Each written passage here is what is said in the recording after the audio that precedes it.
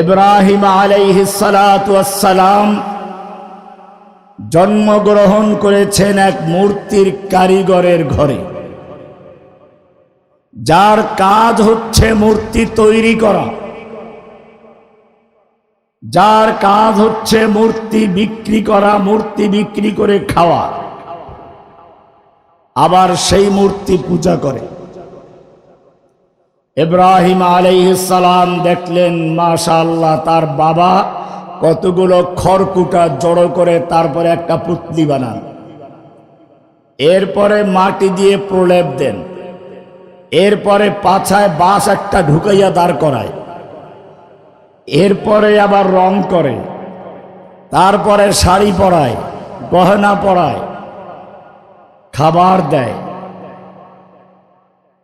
আবার যখন পুজোর সময় আসে তখন আবার বুকের নিচে হাত দিয়ে মন্তর পড়ে রুহু দেয়।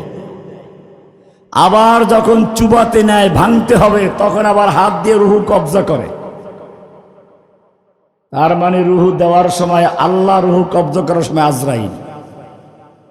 তার বাপ নিজেই সৃষ্টিকর্তা, নিজেই রুহুদাতা, নিজেই আবার কবজা করে।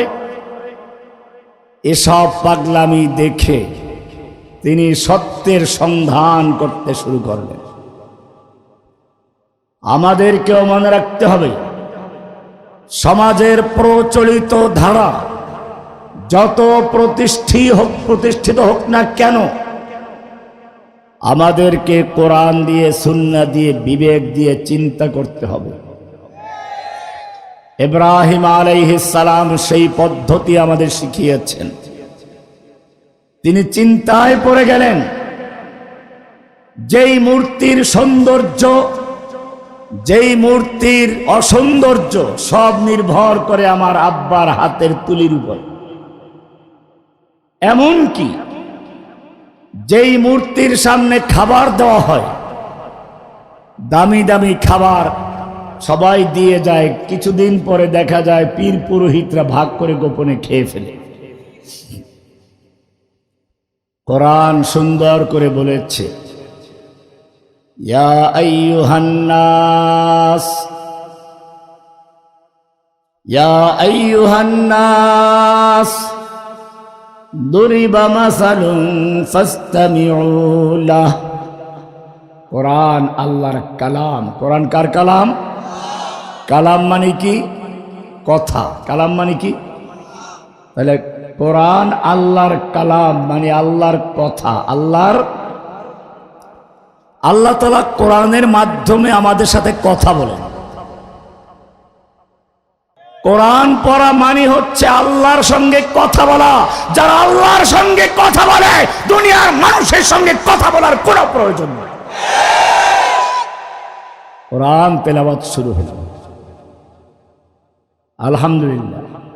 এরপরে অনেকেই আবেদন করলো আমরা শেখের কাছে কোরআন পড়ব। সে গল্পে না হয় নাই গেলাম। আমি দেখেছি আল্লাহর কোরআন যখন আমি পড়া শুরু করেছি, দুনিয়ার কোনো মানুষের সঙ্গে কথা বলার কোনো প্রয়োজন হয় না। কোরআন আল্লাহর কালাম। কার কালাম? কোরআন যখন বলে ইয়া আইয়ুহান নাস, তার মানে হচ্ছে মানুষ। তুমি হিন্দু হও, বৌদ্ধ হও, খ্রিস্টান হও, তুমি মানুষ, তোমার সঙ্গে আল্লাহ সরাসরি কথা বলছে। যখন তিনি বলেন ইয়া আইয়ুহাল্লাযীনা আমানু, তার মানে হচ্ছে ঈমানদারদেরকে আল্লাহ বিশেষভাবে কোনো হুকুম করবেন। আবার কখনো আল্লাহ বলছেন ইয়া আইয়ুহাল কাফিরুন, কাফেরদেরকে আল্লাহ কিছু বলতে চান। যখন তিনি বলেন ইয়া ইবাদিয়াল্লাযীনা আসরাফু আলা আনফুসিহিম, তখন তিনি সরাসরি তার গুনাহগার পাপী বান্দাদের সঙ্গে বলতে চান, ভয় পেও না, তওবা করো, আমি ক্ষমা করে দেব। এরকমই একটা আয়াত আল্লাহ রাব্বুল আলামিন বলেছেন, খুব মজার আয়াত। ইয়া আইয়ুহান নাস, ইয়া আইয়ুহান নাস দুরিবা মাসালুন ফাসতামিউ লাহ। ওহে দুনিয়ার মানুষ, তুমি চাই হিন্দু হও, বৌদ্ধ হও, খ্রিস্টান হও, যারা মূর্তি পূজা করছো মুসলমান হও, বলে আমরা তো মূর্তি পূজা করি না, তোমরাও মূর্তি পূজা করো। হিন্দুরা মূর্তি পূজা করে, ওদের অলি বুজুর্গ, ওদের ধর্মের পীর মাশায়েখ মারা গেলে ওদের মূর্তি তৈরি করে মাটির উপরে রেখে তারপরে শাড়ি পরায়, গহনা পরায়, খাবার দেয়, পুজো করে, প্রার্থনা করে, পশু জবাই করে, মান্যত করে। আর মুসলিমরা তাদের আল্লাহর ওলিরা মারা গেলে কবর দিয়ে মাটির নিচে রেখে মাজার তৈরি করে তারপরে হিন্দুরা যা করে তাই করে, চাদর দেয়, টাকা দেয়, পয়সা দেয়, মোমবাতি দেয়, খাওন দেয়, আগরবাতি, টাকা পয়সা, এরপরে মান্যত করে, তারপরে পশু জবাই করে, তারপরে সন্তান চায়, রিজিক চায়। কোনো পার্থক্য আছে? পার্থক্য একটাই আছে, হিন্দুরা মূর্তিটাকে উপরে রাখে আর মুসলমানরা কবরে রেখে তারপরে মাজার বানিয়ে পুজো করে, এছাড়া কোনো পার্থক্য নেই। এই কারণে আল্লাহ রাব্বুল আলামিন এখানে হিন্দুদেরকেও বলেন নাই, খ্রিস্টানকে বলেন নাই, ইয়া আইয়ুহান নাস বলেছেন। কি বলতে চান? ইয়া আইয়ুহান নাস দুরিবা মাসালুন ফাসতামিউ লাহ, তোমাদের বুঝানোর জন্য একটা সুন্দর দৃষ্টান্ত দেওয়া হচ্ছে, মিসাল দেওয়া হচ্ছে, উপমা দেওয়া হচ্ছে। ফাসতামিউ লাহু, মনোযোগ দিয়ে শুনো, কান লাগিয়ে শুনো। শুনতে বলেছেন কে? খালি কি ওই যুগের লোকদেরকে না আমাদেরকেও? যারা মঞ্চের সামনে তাদেরকেও, যারা মঞ্চে বসা তাদের সবরকে, তাই না? কি বলতে চান? ইন্নাল্লাযীনা তাদউনা মিন দুনিল্লাহ, তোমরা আল্লাহর পরিবর্তে যাদেরকে ডাকাডাকি করো, যাদের পূজা করো, যাদের কাছে প্রার্থনা করো, যাদের সেজদা করো, কেউ মাটির উপরে রেখে মূর্তি বানিয়ে তারপরে সেজদা করো, কেউ মাটির নিচে রেখে মাজার বানিয়ে সেজদা করো, যেই ভাবি পূজা করো না কেন, ইন্নাল্লাযীনা তাদউনা মিন দুনিল্লাহ, আল্লাহর পরিবর্তে তোমরা যাদের পূজা করছো, যাদের ইবাদত করছো, লা ইয়াখলুকু যুবাবান ওয়ালা ইজতামাউ লাহ, এই দুনিয়ার সমস্ত মাজারওয়ালা, দুনিয়ার সমস্ত দেবদেবী মূর্তি যদি একত্র হয়, লা ইয়াখলুকু যুবাবান ওয়ালা ইজতামাউ লাহ, ওরা সবাই মিলে একটা মাছিও তৈরি করতে পারবে না। কি তৈরি করতে পারবে না? মাছির কথা কেন বললেন সব বাদ দিয়ে? হাতির কথা বলতে পারতেন। মাছি বলার একটা বিশেষ কারণ আছে। আপনি যদি ওই মূর্তির সামনে থেকে কিছু খাবার নিতে যান, নিতে দিবে? মাজার পূজারীদেরও পিটাবার লোক আছে, আর মূর্তির সামনেও লাঠিয়াল বাহিনী আছে। আপনি খাবার নিতে পারবেন না, কিন্তু মাছি যদি খাবার নেয় ফিরাইতে পারবে? আল্লাহ এই জন্য মাছির কথা বলেছেন, ভালো করে শুনুন, কোরআন বলছে লা ইয়াখলুকু যুবাবান ওয়ালা ইজতামাউ লাহ, সব মাজারওয়ালা তোমরা যাদের পূজা করো আর সব মূর্তি যাদেরকে মাটির উপরে রেখে পূজা করো, লা ইয়াখলুকু যুবাবান ওয়ালা ইজতামাউ লাহ, ওরা সব মিলে একটা মাছিও তৈরি করতে পারবে না। ওয়া ইয়াসলুবুহুমুজ যুবাবু শাইআ, মাছি তৈরি করা দূরের কথা, মাছি যদি ওদের সামনে রেখে দেওয়া খাবারের থেকে দামি দামি মিষ্টি, অন্যান্য খাবার, হালুয়া, এইখান থেকে মাছি যদি কোনো অংশ চুরি করে নেয়, ছিনতাই করে নেয়, ওদের সামনের থেকে নেয়, লা ইয়াসলুবুহু ওয়া ইয়াসলুবুহুমুজ যুবাবু শাইআ লা ইস্তানকিযু, ওরা মাছির কবল থেকে ফিরাবার ক্ষমতা রাখে? মূর্তিও রাখে না, মাজারওয়ালারও ক্ষমতা নেই, মূর্তি পূজারীরও ক্ষমতা নাই, মাজার পূজারের ক্ষমতা নেই। আছে? এই জিনিসটাকে বুঝাবার জন্য আল্লাহ বললেন যে এরা কত দুর্বল। দাউফাত তালিবু ওয়াল মাতলুব, পূজারী আর যাদের পূজা করা হয় তারা কতই না দুর্বল। এই কারণে আল্লাহ রাব্বুল আলামিন আরেকটা আয়াতে বলেছেন, ইয়া আইয়ুহান নাস, ইয়া আইয়ুহান নাস আনতুমুল ফুকারাউ ইলাল্লাহ ওয়াল্লাহু হুয়াল গনিয়ুল হামিদ। ইয়া আইয়ুহান নাস, ওহে মানব জাতি, তুমি হিন্দু হও, বৌদ্ধ হও, খ্রিস্টান হও, নাস মানে কি? নাস মানে কি? না নাচানাচি করা? বলি যে এক বাউল বললো নাচানাচি করা। কুল আউযু বিরাব্বিন নাস, মালিকিন নাস, ইলাহিন নাস, মিন শাররিল ওয়াসওয়াসিল খান্নাস। এই সব নাকি নাচে, আল্লাহ নাকি নাচতে বলেছে। নাচ শব্দের অর্থ মানুষ, এইটা যে জানে না বরং মজাক করে, সে মুসলমান না কাফের?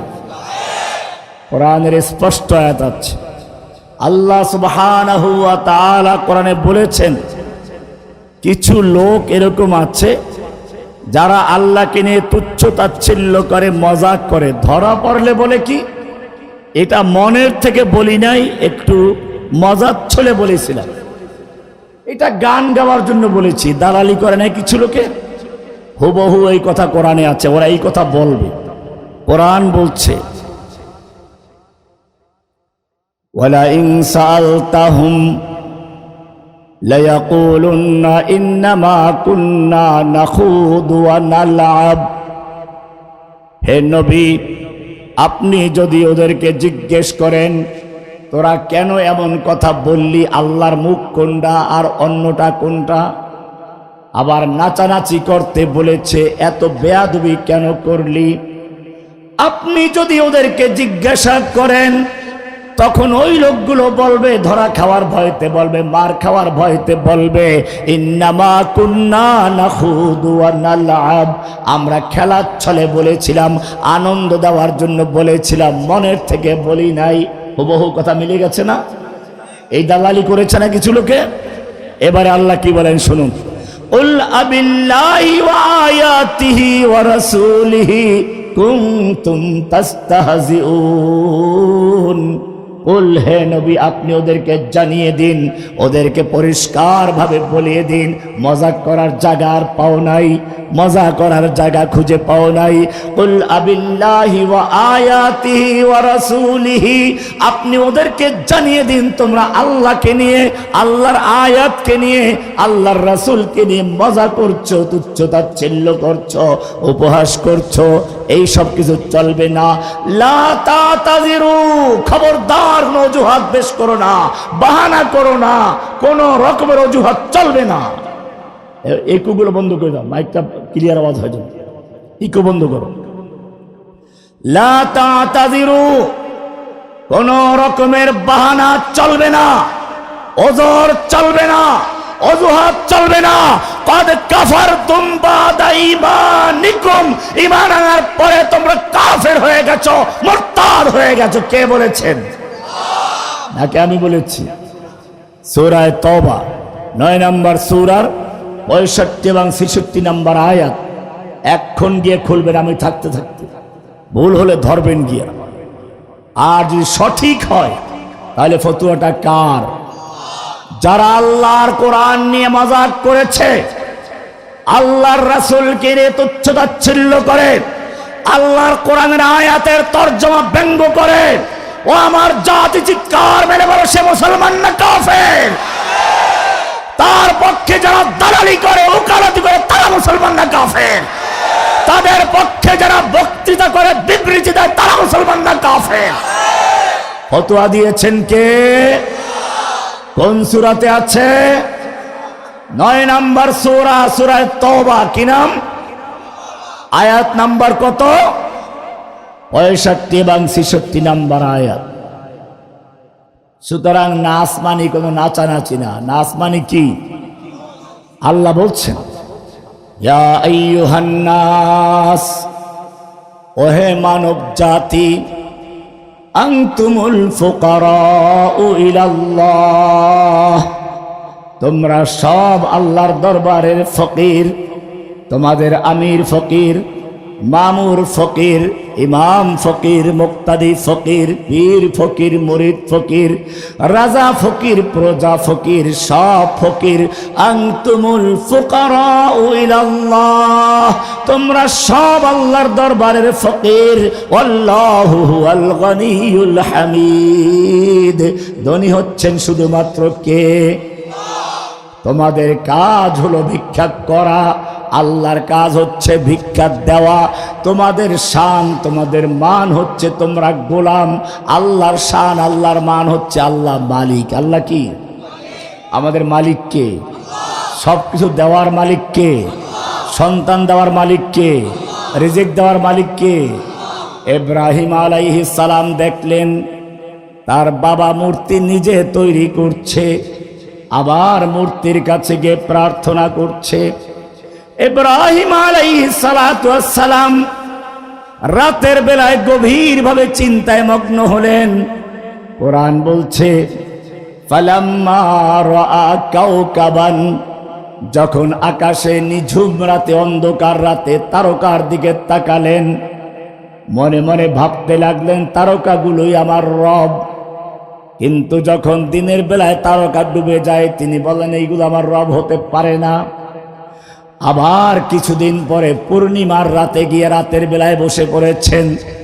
আজকে রাত্রটা একেবারে আলোক উজ্জ্বল রাত্র, কি সুন্দর আকাশে সূর্য চন্দ্রটা হাসছে, পুরো পৃথিবীকে আলোকিত করেছে। এইবারে মনে করলেন চন্দ্রটাই বোধহয় আমার রব। কিন্তু চন্দ্র যখন আস্তে আস্তে আবার চিকন হতে লাগলো, এক সময় ডুবে গেল, আর দেখা যায় না। তিনি বললেন চন্দ্র আমার রব হতে পারে না। লা ইল্লাম ইয়াহদিনি রাব্বি লা আকুনান্না মিনাল খাসিরিন, আমার রব যদি আমাকে দিশা না দেন, সত্যের পথে পথ প্রদর্শন না করেন, হেদায়েত দেওয়ার মালিক কে? বুঝে গেলেন। এবারে সূর্য দেখলেন, মনে করলেন ফালাম্মা রাআশ শামসা বাযিগাতান ক্বালা হাযা রাব্বি হাযা আকবার। দিনের বেলায় যখন আলোক উজ্জ্বল সূর্য নজরে পড়ল, তিনি মনে করলেন এটা হচ্ছে আমার রব, এটা সবচেয়ে বড়। হিন্দুরা আছে না, অস্বাভাবিক কিছু দেখলে এটা রব, এটা আল্লাহ, এটা ভগবান। একটা লিঙ্গ অস্বাভাবিক, বাস এটা কি হয়ে গেছে? লিঙ্গ পূজা করে না? লিঙ্গ পূজা করে, কেন করে জানেন? ওই লিঙ্গের মধ্যে শক্তি অনেক বেশি। হাদা রব্বি হাদা আকবার, এটা বড়, যেটাই বড় এটাই রব। কিন্তু যখন সূর্য ডুবে গেল, ইব্রাহিম আলাইহিস সালাম বুঝতে পারলেন চন্দ্র আমার রব নয়, সূর্য আমার রব নয়, নক্ষত্র আমার রব নয়, আমার রব হচ্ছেন তিনি। আসমান জমিন, চন্দ্র সূর্য গ্রহ নক্ষত্র সব কিছুকে যিনি সৃষ্টি করেছেন তিনি হচ্ছেন আমার রব। কি সুন্দর করে বলেছেন, আপনারাও পড়েন, কিন্তু ইব্রাহিমের সেই মন নিয়ে পড়েন। ইন্নী ওয়াজ্জাহতু ওয়াজহিয়া লিল্লাযী, এই কথাটা উনি তখনই বলেছিলেন যখন সবগুলোর থেকে মুখ ফিরিয়ে আল্লাহ যখন তাকে সত্যের সন্ধান দিলেন, তখন তিনি বলে ফেললেন ইন্নী ওয়াজ্জাহতু ওয়াজহিয়া লিল্লাযী ফাতারাস সামাওয়াতি ওয়াল আরদা হানিফা। ইন্নী ওয়াজ্জাহতু ওয়াজহিয়া, আমি আমার চেহারা মোতাবজ্জু করলাম কার দিকে? না খাজা বাবার দিকে, গাজা বাবার দিকে। একদল আছে নামাজ পড়ে কিবলার দিকে ফিরে, নামাজটা শেষ আস্তে ঘুরে যায় আটটুসুর দিকে, আছে না এরকম? বাবার দিকে কলবে কলব মিলায়। কলবে কি মিলায়? আমার কলব মোতাবাজ্জু আমার পীরের কলবের দিকে, পীরের কলব তার কলবের দিকে, এরকম ভাই আমার দমে হাজার দিকে। তো তুই যখন তোর পীরের কলবের দিকে কলব মোতাবাজ্জি করছিস, তোর পীরের কলব তখন তার বউয়ের দিকে মোতাবাজ্জু, তোর কলব কোন দিকে যাবে? তুমি যখন তোমার কলব মোতাওয়াজ্জু করছো তোমার পীরের কলবের দিকে, পীরের কলব তখন পায়খানায় আছে, তোর কলব কোন দিকে যাবে বেটা? ইব্রাহিম আলাইহিস সালামকে শিখতে হবে। তিনি পরিষ্কার করে দিলেন ইন্নী ওয়াজ্জাহতু ওয়াজহিয়া, আমি আমার চেহারা মুতাওয়াজ্জু করলাম কার সামনে? লিল্লাযী ফাতারাস সামাওয়াতি ওয়াল আরদা, সেই মহান সত্তা মহান জাতের সামনে যিনি আসমান এবং জমিন, চন্দ্র সূর্য গ্রহ নক্ষত্র পীর বুজুর্গ মানব দানব সব কিছু তিনি সৃষ্টি করেছেন, আমি কেবলমাত্র শুধুমাত্র তার দিকে মুতাওয়াজ্জু হলাম। এবারে বললেন হানিফান, কি বললেন? হানিফ কেন বললেন? আমরাও মুতাওয়াজ্জু হই, পীরের গ্রুপরাও তো কিছু মুতাওয়াজ্জু হয়, সেই জন্য বললেন না, ওরা মুতাওয়াজ্জু হয় আল্লাহর দিকেও, আবার কার দিকে? এই জন্য বলেন হানিফান। হানিফ মানে হচ্ছে মাইলান আন জামিইল বুতলানি ইলাল হক্কে, আল্লাহ ছাড়া সবগুলো বাতিল করে দিয়ে শুধুমাত্র একমাত্র আল্লাহর দিকে মুতাওয়াজ্জু হওয়ার নাম কি? হানিফ। হানিফ মানে কি? মাইলান আন জামিইল বুতলানি ইলাল হক, সমস্ত বাতিল থেকে বিমুখ হয়ে, সমস্ত বাতিল থেকে মুখ ফিরিয়ে শুধুমাত্র একমাত্র আল্লাহর দিকে মুতাওয়াজ্জু হওয়ার নাম কি?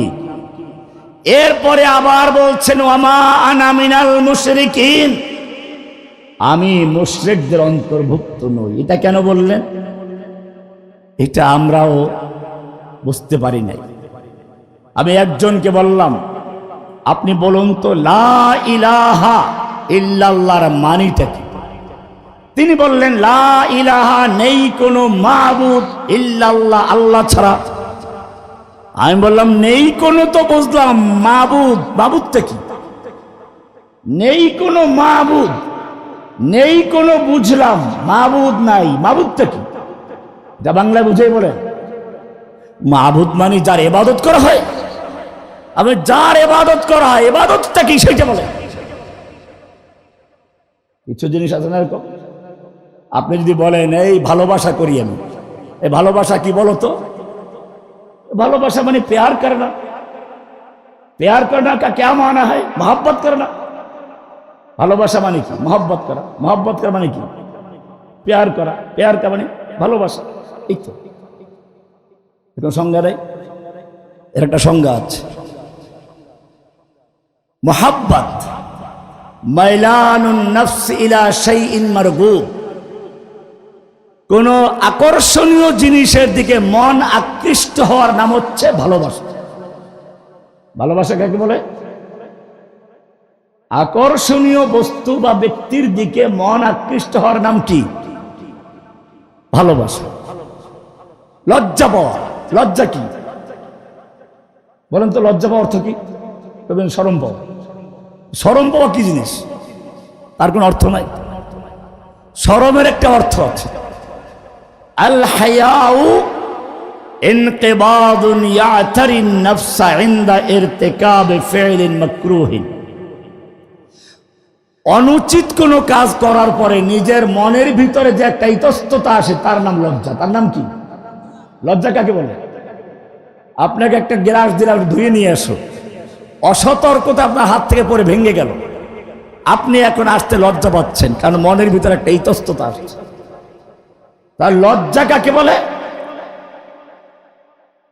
অন্যায় কোনো কাজ করার পরে, অনুচিত কোনো কাজ করার পরে নিজের ভিতরে যে ভাঙ্গন আসে ওটার নাম কি? লজ্জা। ইবাদত কাকে বলে? এরও একটা সংজ্ঞা আছে। তাফসীরে বাইজাবি খুলে দেখবেন, সেখানে লেখা আছে গায়াতুত তাজাল্লুল, তার মানে হচ্ছে বিনয়ের সঙ্গে কারো হুকুম পালন করা, আদেশ পালন করা। ইবাদত মানে কি?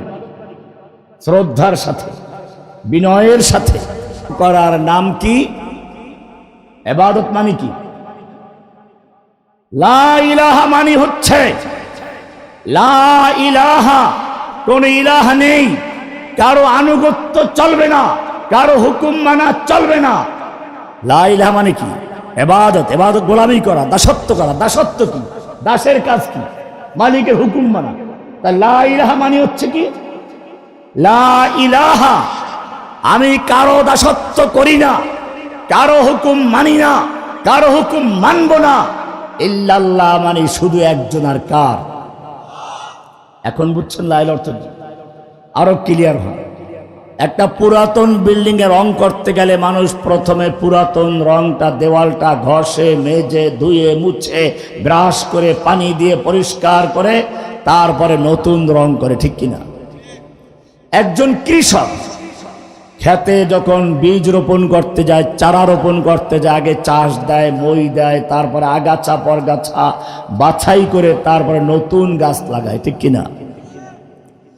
ঠিক তেমনি ভাবে একজন লোক যখন ইসলামে প্রবেশ করবে তাকে প্রথমে লা ইলাহা বলে অন্তরের দেয়াল থেকে, কলবের ভেতর থেকে যত গায়রুল্লাহ আছে, খাজা বাবা, গাজা বাবা, ল্যাংটা বাবা, দরগাওয়ালা, দুর্গাওয়ালা, মুশকিল কুশা, হাজত রাওয়া, যত রকম আতা বক্স, গঞ্জে বক্স, আরো কি জানি গেসু দরাজ, জুলফে দরাজ, গৌসুল আজম ইত্যাদি যা কিছু আছে, লা ইলাহা বলে সব কিছুকে অন্তরের দেয়াল থেকে পরিষ্কার করে ধুয়ে মুছে ফেলে দিয়ে শুধুমাত্র একজনকে মানবে। ইল্লাল্লাহ মানে কাকে? লা ইলাহা এই দুইটা অংশ। কয়টা অংশ? একটা বর্জন, একটা কি গ্রহণ। এখন যদি আপনি আল্লাহ মানেন, নামাজ, কালাম, রোজা, হজ সব ঠিক আছে, কিন্তু আপনি মসজিদে সীমাবদ্ধ। মসজিদ থেকে বের হওয়ার পরে সমাজে একটা বিচার সালিশ হচ্ছে। একটু আগে যে ইমাম সাহেবের পিছনে নামাজ পড়েছেন, ইমাম সাহেব গেল সেখানে, আপনি বললেন হুজুর এখানে আপনি এসেন, আপনি মসজিদ জানেন, এটা আপনি বুঝবেন না।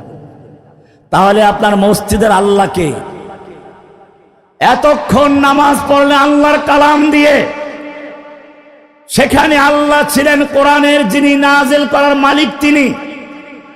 মসজিদ থেকে বের হওয়ার পরে সমাজে আপনি যখন গেলেন তখন ওই আল্লাহর আইন চলে না, তখন মেম্বার চেয়ারম্যানের আইন চলে। লা ইলাহা বলে কোরআন দিয়ে নামাজ পড়লেন, আদালতে গেলে পরে কোরআনের শাসন চলে না, তখন ব্রিটিশের আইন চলে। আপনি ওখানে আল্লাহর হুকুম মানেন না। আপনি যখন মসজিদে গেলেন, লা ইলাহা ইল্লাল্লাহ কালেমা পড়লেন জোরে জোরে, আদালতে গেলে পরে, সংসদে গেলেন পরে আল্লাহর আইন বাতিল করে তারপরে বিকল্প আইন তৈরি করেন, আপনি মুসলমান। লা ইলাহা ঠিক আছে, এবারে কোরআন থেকে নেন, কোরআন থেকে বলবেন। আল্লাহ তাআলা কি সুন্দর করে বলেছেন, এই যে আমরা মসজিদে গেলে মানি একজনের হুকুম, বাইরে গেলে মানি আর একজনের হুকুম। আমাদের আল্লাহ কয়জন হয়ে গেল? আল্লাহ কয়জন হলো? দুইজন। কোরআনে আল্লাহ এবার কি বলে শুনুন, পরিষ্কার বলছে আল্লাহ তাআলা, وقال الله لا تتخذوا إلهين اثنين إنما هو إله واحد وقال الله। তোমাদের আল্লাহ ঘোষণা করছেন, আল্লাহ নিজে বলছেন যে আল্লাহ বলতেছেন। প্রধানমন্ত্রী যখন বলে যে প্রধানমন্ত্রী বলছি, তার মানে এটা সাধারণ কথা না, আমি ব্যক্তিগত কথা বলছি না, প্রধানমন্ত্রী হিসেবে তোমাদের কাছে ঘোষণা করছি। আল্লাহ এমন করে বলছেন, অকালাল্লাহু, আল্লাহ বলছেন, লা তাত্তাখিযু ইলাহাইন ইসনাইন, খবরদার তোমরা দুই আল্লাহ মানবে না। মসজিদের আল্লাহ একজন, সমাজের আল্লাহ আরেকজন। মসজিদের আল্লাহ একজন, আদালতে আরেকজন। মসজিদের আল্লাহ একজন, ব্যাংকে আরেকজন, সমাজে আরেকজন। সব জায়গায় লা ইলাহার মানে হুকুম চলবে কার? ইব্রাহিম আলাইহিস সালাম ওটাই ক্লিয়ার করে দিয়েছেন, ওমা আনা মিনাল মুশরিকিন, আমি লা ইলাহা বাদ দিয়ে আল্লাহকেও মানি, আবার ওই শিরিক করি, আদালতে গেলে আরেকজনের হুকুম মানি, সংসদে আরেকজনের হুকুম মানি, এই শিরিক আমি করব না। লা ইলাহা ইল্লাল্লাহর দুইটা অংশ ভালো করে বুঝুন। লা ইলাহা ইল্লাল্লাহর সাক্ষী না দিলে আযান হয় না। আশহাদু আল্লা ইলাহা ইল্লাল্লাহ না বললে তোমার আযান হবে না।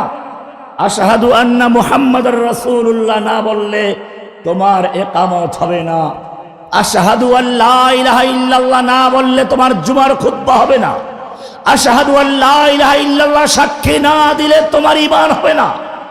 আশহাদু আল্লা ইলাহার সাক্ষ্য সম্পর্কে আল্লাহ প্রশ্ন করেছেন, কুল আইয়ু শাইইন আকবারু শাহাদা, বলো তো সবচেয়ে বড় সাক্ষ্য কোনটি? এরপরে যদি আমি আপনাকে প্রশ্ন করি, বলুন এমন কোন সাক্ষ্য আছে যেই সাক্ষ্য আল্লাহ নিজে দিয়েছেন? কে দিয়েছেন? কোরআন পড়ুন, ভালো করে বুঝবেন। শাহিদাল্লাহু আন্নাহু লা ইলাহা ইল্লা হুয়া ওয়াল মালাইকাতু ওয়া উলুল ইলমি কায়িমান বিল কিসত লা ইলাহা ইল্লা হু। শাহিদাল্লাহু, আল্লাহ নিজে সাক্ষ্য দিয়েছেন। কে সাক্ষী দিয়েছেন? ওয়াল মালাইকাতু, ফেরেশতারা সাক্ষী দিয়েছেন। ওয়া উলুল ইলমি, সমস্ত উলুল ইলম সাক্ষ্য দিয়েছেন। সব রকমের জ্ঞানী সাক্ষী দিবে। লা ইলাহা, এই সাক্ষ্য না দিলে আজান হয় না, এই সাক্ষ্য না দিলে ইকামত হয় না। এই সাক্ষ্যটা বুঝে শুনে দিতে হবে। আপনি দুনিয়ার আদালতে গেলেন, জজ কোর্টে গিয়ে হাজির হলেন, জিজ্ঞেস করলো জজ সাহেব আপনি কে? আপনি বললেন আমি এই খুনের মামলার আসামি। আচ্ছা বলুন কে খুন করেছে? জানি না। কাকে খুন করেছে? তাও জানি না। কি দিয়ে খুন করলো, কখন খুন করলো, কিভাবে করলো, কিছুই জানি না। আদালত কি বলবে? বেটা ফাজলামি করার জায়গা আর পাও নাই।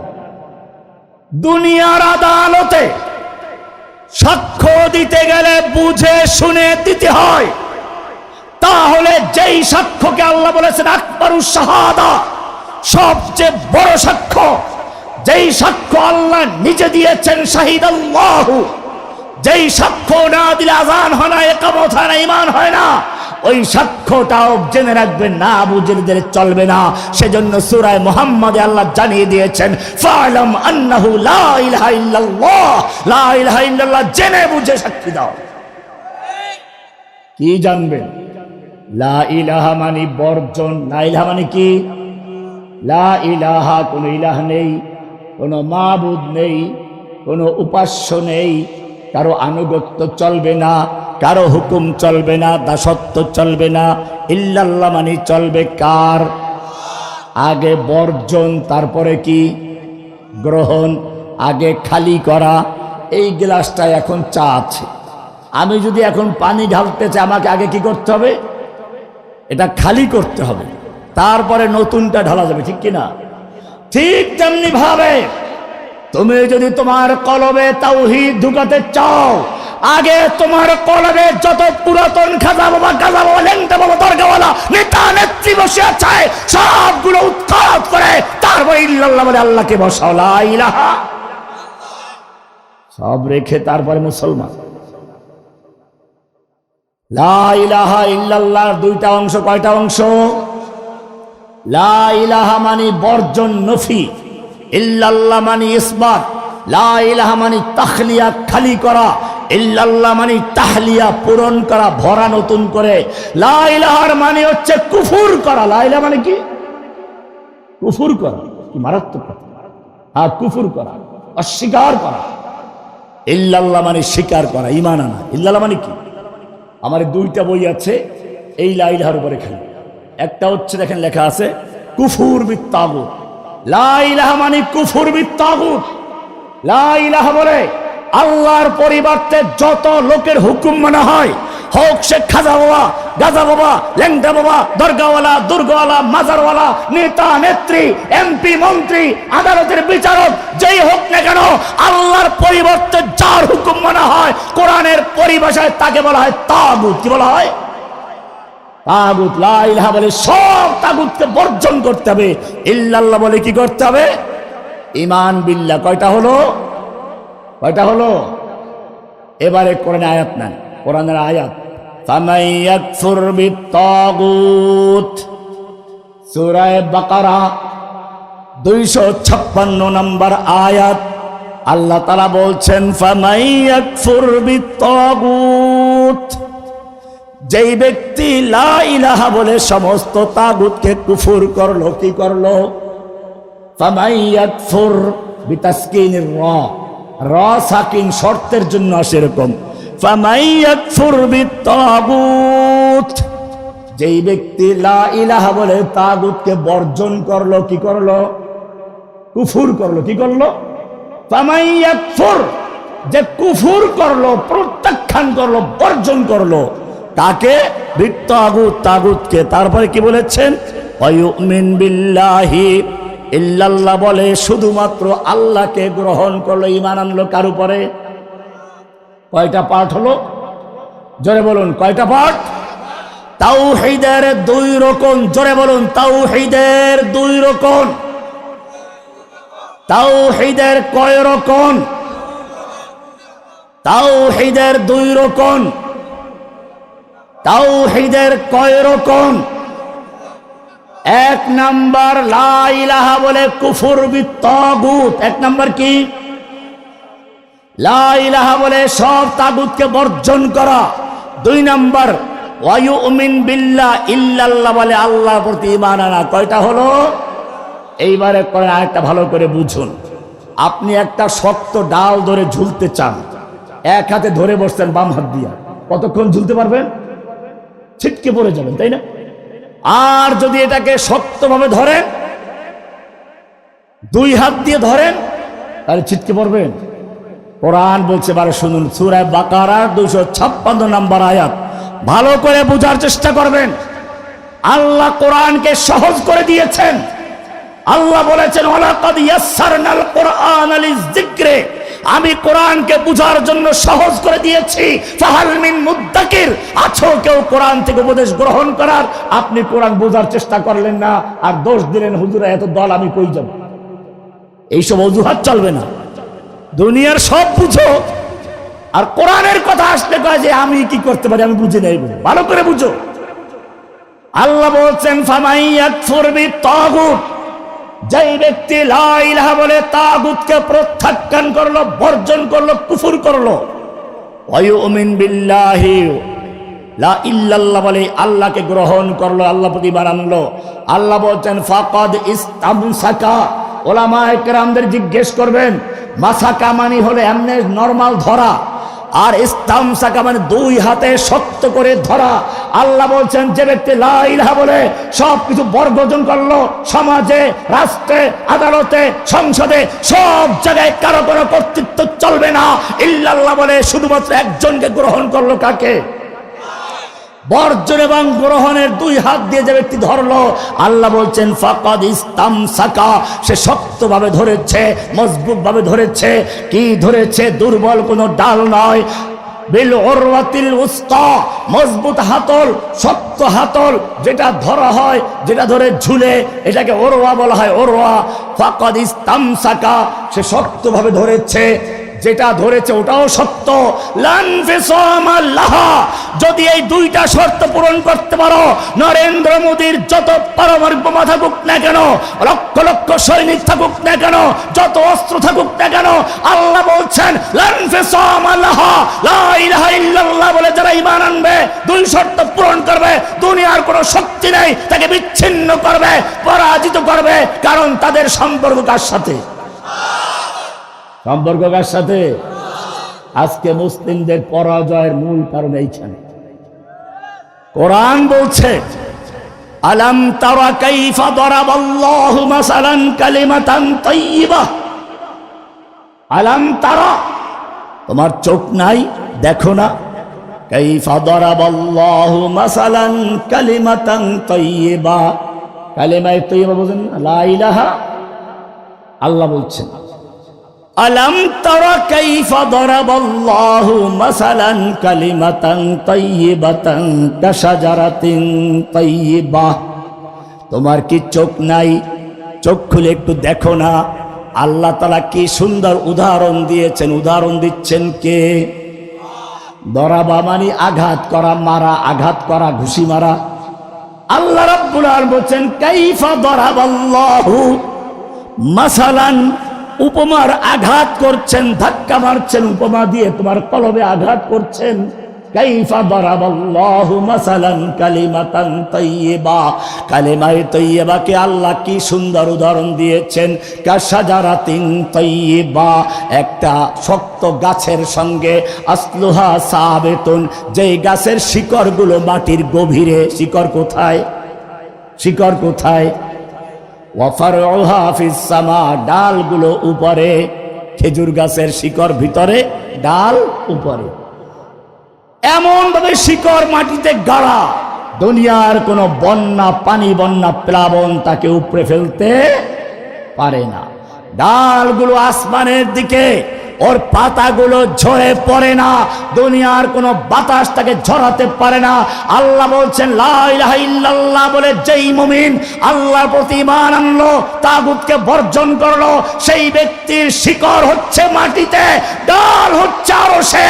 সেই ব্যক্তিকে দুনিয়ার কোনো শক্তি পরাজিত করতে পারে না। কিন্তু যাদের ইল্লাল্লাহ আছে, আল্লাহ মানে ঠিক আছে, নামাজ বি পড়ে, রোজা বি রাখে, হজ বি করে, কিন্তু সংসদে গিয়ে আল্লাহর আইন মানতে রাজি না। আল্লাহ রাব্বুল আলামিন বলেছেন যদি কেউ খুন করে খুন, তাহলে জেনে রাখবে শাস্তিটা কত মারাত্মক। আল্লাহ বলছেন মান কাতালা নাফসান বিগাইরি নাফসিন আও ফাসাদিন ফাকান্নামা কাতালান নাসা জামিআ।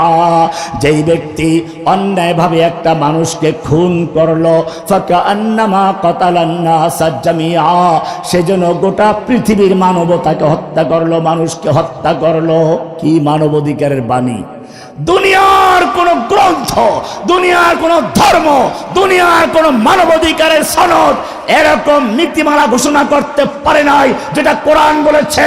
কোরআন বলেছে মান কাতালা নাফসান বিগাইরি নাফসিন আও ফাসাদিন ফিল আরদে, যেই ব্যক্তি কোন একটা মানুষকে অন্যায়ভাবে খুন করলো, ফাকান্নামা কাতালান নাসা জামিআ, সেজন্য গোটা পৃথিবীর মানুষকে হত্যা করলো। ওয়ামান আহইয়াহা, যেই ব্যক্তি একটা মানুষকে অন্যায় খুনের হাত থেকে বাঁচালো, ফাকান্নামা আহইয়ান নাসা জামিআ, সে যেন গোটা পৃথিবীর মানুষকে বাঁচালো। এরপরে আল্লাহ বিধান দিচ্ছেন ইয়া আইয়ুহাল্লাযীনা আমানু কুতিবা আলাইকুমুল কিসাসু ফিল কতলা। ও ঈমানদার যারা ঈমান এনেছো, কোরআন বিশ্বাস করো, জেনে রাখো তোমাদের যদি কেউ কাউকে খুন করে, সেজন্য আল্লাহর বিধান হচ্ছে ওকেও ধরে খুন করে দাও, হত্যা করো, জনসমক্ষে আনো, এরপরে তলোয়ার দিয়ে ওর মাথাটা দ্বিখণ্ডিত করে দাও। হুকুমটা দিয়েছেন কে? আল্লাহ রাব্বুল আলামিন জানিয়ে দিলেন ওয়ালাকুম ফিল কিসাসি হায়াতুন ইয়া উলিল আলবাব। আল্লাহর এই বিধান যদি কার্যকর করতে পারো, খুনের বদলে খুন যদি জনসমক্ষে কার্যকর করতে পারো, দুনিয়ায় দেখবা আর কোনো খুনাখুনি থাকবে না। কারণ খুনি যখন নিশ্চিত হবে, ধরা পড়লে তাকেও খুন করা হবে। আর কেউ খুন করতে রাজি হবে? কোটি টাকা দিলেও খুন করবে। এই যে দেখেন লেডি ফেরাউনের তালে পড়ে এক লোক উসমান হাদিকে হত্যা করলে, এখন তার মা বাপকে ধোলাই দেওয়া হচ্ছে, তার কেমন লাগে? এখন কোটি টাকায় কাজ হবে? আর যদি ইসলামের আইন থাকতো, তাহলে ওই বাদরকে জনসমক্ষে এনে তলোয়ার দিয়ে দ্বিখণ্ডিত করে মাথাটা উড়িয়ে দেওয়া হতো। এই ঘটনা যারা দেখবে আর যারা শুনবে, খুন করার কারো সাহস করবে? আর আইন দিয়েছেন কে? আমার জাতি বলল যে না, এদেরকে জেলখানায় ঢুকিয়ে রাখো, তারপরে যুগ যুগ ধরে পড়ে থাকবে, এরপরে বুড়ো হবে, তারপরে বিচার হবে না। এই যে আমাদের প্রথম যে বয়ান করে গেলেন দ্বিতীয় বক্তা, এই বাচ্চা অবস্থায় জেলে ঢুকেছে, এখন তো দেখলেন আমার চেয়ে বুড়ো হয়ে গেছে, এরা আমার চেয়ে অনেক বয়সী কম। আমাকে তো পাগল বানাবার ইচ্ছা করেছিল। আমি তো বলেছি একা থাকলে মানুষ পাগল হয়, এটাই গবেষণায় বলে। কিন্তু আমি বলেছি আল্লাহর কালাম আমার সঙ্গে আছে, তোরা পাগল বানাতে পারবি না। পেরেছে? মনে রাখতে হবে আল্লাহ তাআলা কোরআনে বিধান দিয়েছেন, এই বিধান যদি কার্যকর হতো, এই সমাজে আর খুনাখুনি থাকতো না। আপনি বলবেন চোরের জ্বালায় ঘুমাতে পারি না, কোরআন তোমার কাছে কি বিধান আছে? আল্লাহ রাব্বুল আলামিন বলবেন কোরআনে বিধান আছে, কার্যকর করো। আল্লাহর বিধান হচ্ছে আস-সারিকু ওয়াস-সারিকাতু ফাকতাউ আইদিয়াহুমা জাযাআম বিমা কাসাবা নাকালাম মিনাল্লাহ।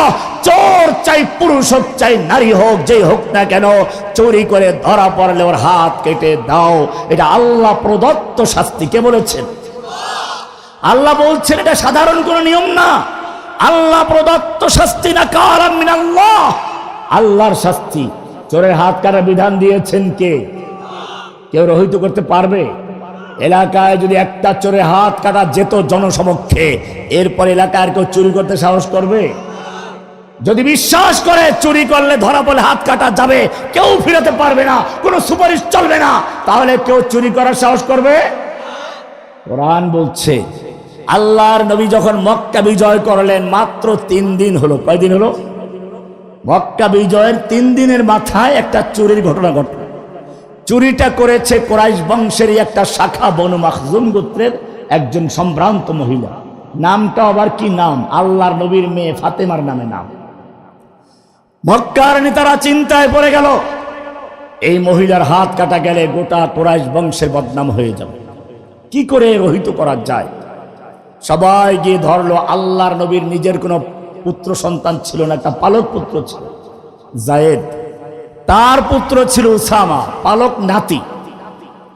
সবাই গিয়ে আল্লাহর নবীর সেই পালক নাতি উসামা বিন জায়েদকে ধরলো। তুমি একটু নবীর কানে কানে কত কথাই তো বলো, এই কথাটাও বলো। উনি চিন্তা করলেন, ঠিকই তো, কত কথাই তো বলি। গিয়ে বললেন, ইয়া রাসূলুল্লাহ, মক্কা বিজয় হলো মাত্র 3 দিন, একটা চুরির ঘটনা ঘটে গেছে। চুরিটা করেছে মক্কার সম্ভ্রান্ত একটা বংশের মহিলা, কুরাইশ বংশের বনু মাখজুম গোত্রের মহিলা, আবু জাহেলের বংশ যেটা। হাত কাটা গেলে কুরাইশ বংশের বদনাম হয়ে যাবে, আপনার বংশ তো কুরাইশ বংশই। তারপরে মহিলার নামটা আবার আপনার মেয়ে ফাতেমার নামে নাম। এছাড়া মক্কা বিজয় হলো মাত্র 3 দিন হলো, হাত কাটা গেলে কুরাইশ বংশের বদনাম হয়ে যাবে। ইয়া রাসূলুল্লাহ, একটু পুনর্বিবেচনা করা যায় কিনা, এই হাতটা না কেটে অন্য কোনো সাজা দেওয়া যায় কিনা? আল্লাহ নবীর কাছে বলেন। আল্লাহর নবী সাল্লাল্লাহু আলাইহি ওয়াসাল্লামের চেহারা লাল হয়ে গেল। তিনি বললেন, আতাশফাউ ফি হাদ্দিম মিন হুদুদিল্লাহ ইয়া উসামা। ওসামা, তোমার কত বড় সাহস, আল্লাহর একটা বিধানকে পরিবর্তনের জন্য সুপারিশ করছো? জেনে রাখো, কুরাইশ বংশের মেয়ে ফাতেমা নয়, আজকে যদি আল্লাহর নবী মুহাম্মাদের কলিজার টুকরা ফাতেমা চুরি করত, লাকাতাতু ইয়াদাহা, আল্লাহর বিধান বাস্তবায়ন করার জন্য আমি তার হাত পর্যন্ত কেটে ফেলতাম, কোন রকমের সুপারিশ গ্রহণযোগ্য হতো না। এই আইন যদি কার্যকর থাকে, আর চুরি থাকবে সমাজে? গরমকালে দরজা বন্ধ করতে হবে। আমরা সে আইনকে বাতিল করে দিয়েছি। বলে এটা বর্বর আইন। কার ভুল ধরছে? এরাও জানে এই আইন পেঁয়াজ চোর, লবণ চোর, তেল চোরদের জন্য না, আপনাদেরও জানা উচিত। ওদেরকে ভালো করে বুঝিয়ে দিবেন। ওমর ইবনে খাত্তাব রাদিয়াল্লাহু তাআলা আনহুর যুগে দেশে অভাব দেখা দিল। তিনি রাষ্ট্রীয় ফরমান জারি করলেন, বিচারকদের কাছে প্রজ্ঞাপন জারি করলেন, দেশে অভাব দেখা দিয়েছে। এখন যদি কোনো চোর ধরা পড়ে আর প্রমাণিত হয় বাচ্চা ক্ষুধার্ত, না খেয়ে কাঁদছে, মা বাপ সহ্য করতে না পেরে চুরি করেছে, ক্ষুধার তাড়নায় খাবার নেই, এরকম বিপদে পড়ে চুরি করেছে, খবরদার তার হাত কাটবে না। প্রশ্ন হচ্ছে এই, ওমর ইবনে খাত্তাব, আল্লাহর নবী যে কথা বললেন হাত কাটার বিধান আল্লাহর, বাতিল করার অক্তিয়ার নেই, ওমর কি করে সেই আইনটাকে রহিত করবে? কারণ হচ্ছে এই, ওমর ব্যাখ্যা দিয়ে দিলেন, বুঝিয়ে দিলেন, এই আয়াত চোরের হাত কাটার বিধান তখনই এসেছিল যখন যাকাত ভিত্তিক অর্থ ব্যবস্থা চালু হয়েছিল। চুরি করার কোনো প্রয়োজন হয় নাই। মানুষের খাদ্য, বস্ত্র, বাসস্থান, শিক্ষা, চিকিৎসা, মৌলিক সব চাহিদা পূরণ ইসলাম করেছে। এরপরে তাকে চোরের হাত কাটা বিধান দেওয়া হয়েছে। আবার যখন অভাব দেখাচ্ছে তখন বলা হয়েছে খবরদার এখন হাত কাটবে না। এটাই হাদিসে আল্লাহর রাসূল বলেছেন, ইদরাউল হুদুদা মাস্তাতাতুম। আল্লাহর নবী সাল্লাল্লাহু আলাইহি ওয়াসাল্লাম বলেছেন, হুদুদ এবং কিসাসের ব্যাপারে তোমরা সতর্ক থাকবে। যদি কোনো বিশেষ কারণ থাকে তাহলে এই আইন কার্যকর হবে না। এজন্য ফুকাহায়ে কেরাম উসুল বের করেছেন, আল হুদুদ ওয়াল কিসাসু তানদারু বিশুবহাত। পরিষ্কার হয়ে গেল। ওমর ইবনে খাত্তাব ব্যাখ্যা দিয়ে দিলেন, এই হাত কাটার বিধান পেঁয়াজ চোর, লবণ চোর, তেল চোর, আলু চোর আর এই যে মুরগি চোরদের জন্য নয়। এটা হচ্ছে যারা ক্ষমতায় বসে মন্ত্রী এমপি হয়ে অথবা প্রধানমন্ত্রী হয়ে বাংলাদেশের সব ব্যাংকগুলো খালি করে বিদেশে বেগম পাড়া বানায়, যারা পালিয়ে যাওয়ার সময়ও নেতা নেত্রীদের খবর না নিলেও ব্রিফকেসগুলো, লাগেজগুলো ঠিক মতো উঠলো কিনা, দেশের স্বর্ণ রৌপ্য সবগুলো সেই লাগেজ ভর্তি করে হেলিকপ্টারে নিয়ে পালিয়ে যায়। যারা পালিয়ে যাওয়ার 1 বছর পরেও ব্যাংকের লকারে 832 ভরি স্বর্ণ পাওয়া যায়, এরকম ভিআইপি চোরদের হাত কাটার জন্য ইসলাম বিধান দিয়েছে, আস-সারিকু আস-সারিকু ফাকতাউ আইদিয়াহুমা। চোর চাই পুরুষ হোক নারী, হাত কেটে বিধানটা দিয়েছেন কে? কোন চোরদের জন্য? ভিআইপি চোরদের জন্য। বলো কোন চোরদের জন্য? ভিআইপি চোর জাতীয় চোরদের জন্য। কাদের জন্য? জাতীয় চোরদের জন্য। গরিবের হাত কাটার বিধান ইসলামে দেয় নাই, বরং গরিব চুরি করলে ইসলাম বলবে কেন চুরি করেছে, তার সব ব্যবস্থা করে বুঝিয়ে দিবে। সামনে কিন্তু ধরা পড়লে খবর আছে, হাত কিন্তু রক্ষা হবে না। এটাই ইসলামের বিধান। ইসলাম বিধান দিয়েছে সংশোধনের জন্য, শাস্তি দেওয়ার উদ্দেশ্যে নয়। আপনি সামনে চলুন। মদ হারাম করেছেন কে? কেন হারাম করেছেন? মানুষকে আল্লাহ একটা বিবেক দিয়েছেন। বিবেক এটা অনেক মূল্যবান জিনিস। এই বিবেককে ঠিক রাখার জন্য মাদক দ্রব্য হারাম করেছেন। কোরআনের সূরা মায়েদা 90 নম্বর আয়াত আল্লাহ পরিষ্কার করে বলেছেন, ইয়া আইয়ুহাল্লাযীনা আমানু, হে ঈমানদারগণ যারা ঈমান এনেছো ভালো করে শোনো, ইন্নামাল খামরু ওয়াল মাইসিরু ওয়াল আনসাবু ওয়াল আজলামু রিজসুম মিন আমালিশ শাইতানি ফাজতানিবুহু। নিশ্চয় জেনে রাখো মদ, জুয়া, মূর্তি, লটারি এগুলো শয়তানের কাজ, নাপাক কাজ। ফাজতানিবুহু, এগুলোর থেকে নিরাপদ দূরে থাকো। এটা কে বলেছেন? সম্পূর্ণ দূরে থাকো। হারাম করেছেন কে? এরপরে কারণ ব্যাখ্যা করেছেন। 91 নম্বর আয়াত আল্লাহ বলছেন, ইন্নামা ইউরিদু শাইতানু আইয়ুকিআ বাইনাকুমুল আদাওয়াতা ওয়াল বাগদা ফিল খামরি ওয়াল মাইসির। মদ এবং জুয়ার মাধ্যমে শয়তান মানুষের মধ্যে শত্রুতা তৈরি করে। সন্তান মা বাবার পকেট চুরি করে, মা বাবাকে গালিগালাজ করে, মা বাবার সাথে শত্রুতা করে, মা বাবাকে খুন করে, শত্রুতা করে, বন্ধু বান্ধবের টাকা চুরি করে, রাস্তায় ছিনতাই করে, সমাজে অশান্তি সৃষ্টি করে। কোরআন বলছে, ইন্নামা ইউরিদু শাইতানু আইয়ুকিআ বাইনাকুমুল আদাওয়াতা ওয়াল বাগদা ফিল খামরি ওয়াল মাইসির। মদ এবং জুয়ার মাধ্যমে মানুষের মেধা নষ্ট করে দেয়। এই থেকে বাঁচার জন্য আল্লাহ বলেছেন মদ হারাম। মদ হারাম করেছেন কে? লা ইলাহার মানে হচ্ছে আল্লাহ মদকে হারাম করেছেন, কেউ হালাল করতে পারবে না। এখন যারা সমাজে মদের লাইসেন্স দিয়ে বিভিন্ন বারে মদকে হালাল করে দেয়, মদ পান করার জন্য লাইসেন্স দিয়ে দেয়, ও আমার জাতি চিৎকার মেরে বলো, যে ব্যক্তি আল্লাহর হারামকৃত মদকে লাইসেন্স দিয়ে হালাল করে দেয় তাদের মুসলমান বলা যাবে? তাদের লা ইলাহা ক্লিয়ার আছে? লা ইলাহা, আল্লাহ হারাম করেছেন মদ। লা ইলাহা, কোন ইলাহা নেই, কোন মাবুদ নেই, কোন ব্যক্তি নেই যে হালাল করে লাইসেন্স করতে পারবে ইল্লাল্লাহ। একমাত্র হুকুম দেওয়ার মালিক কে? জিনা ব্যভিচার হারাম করেছেন কে? কেন হারাম করেছেন?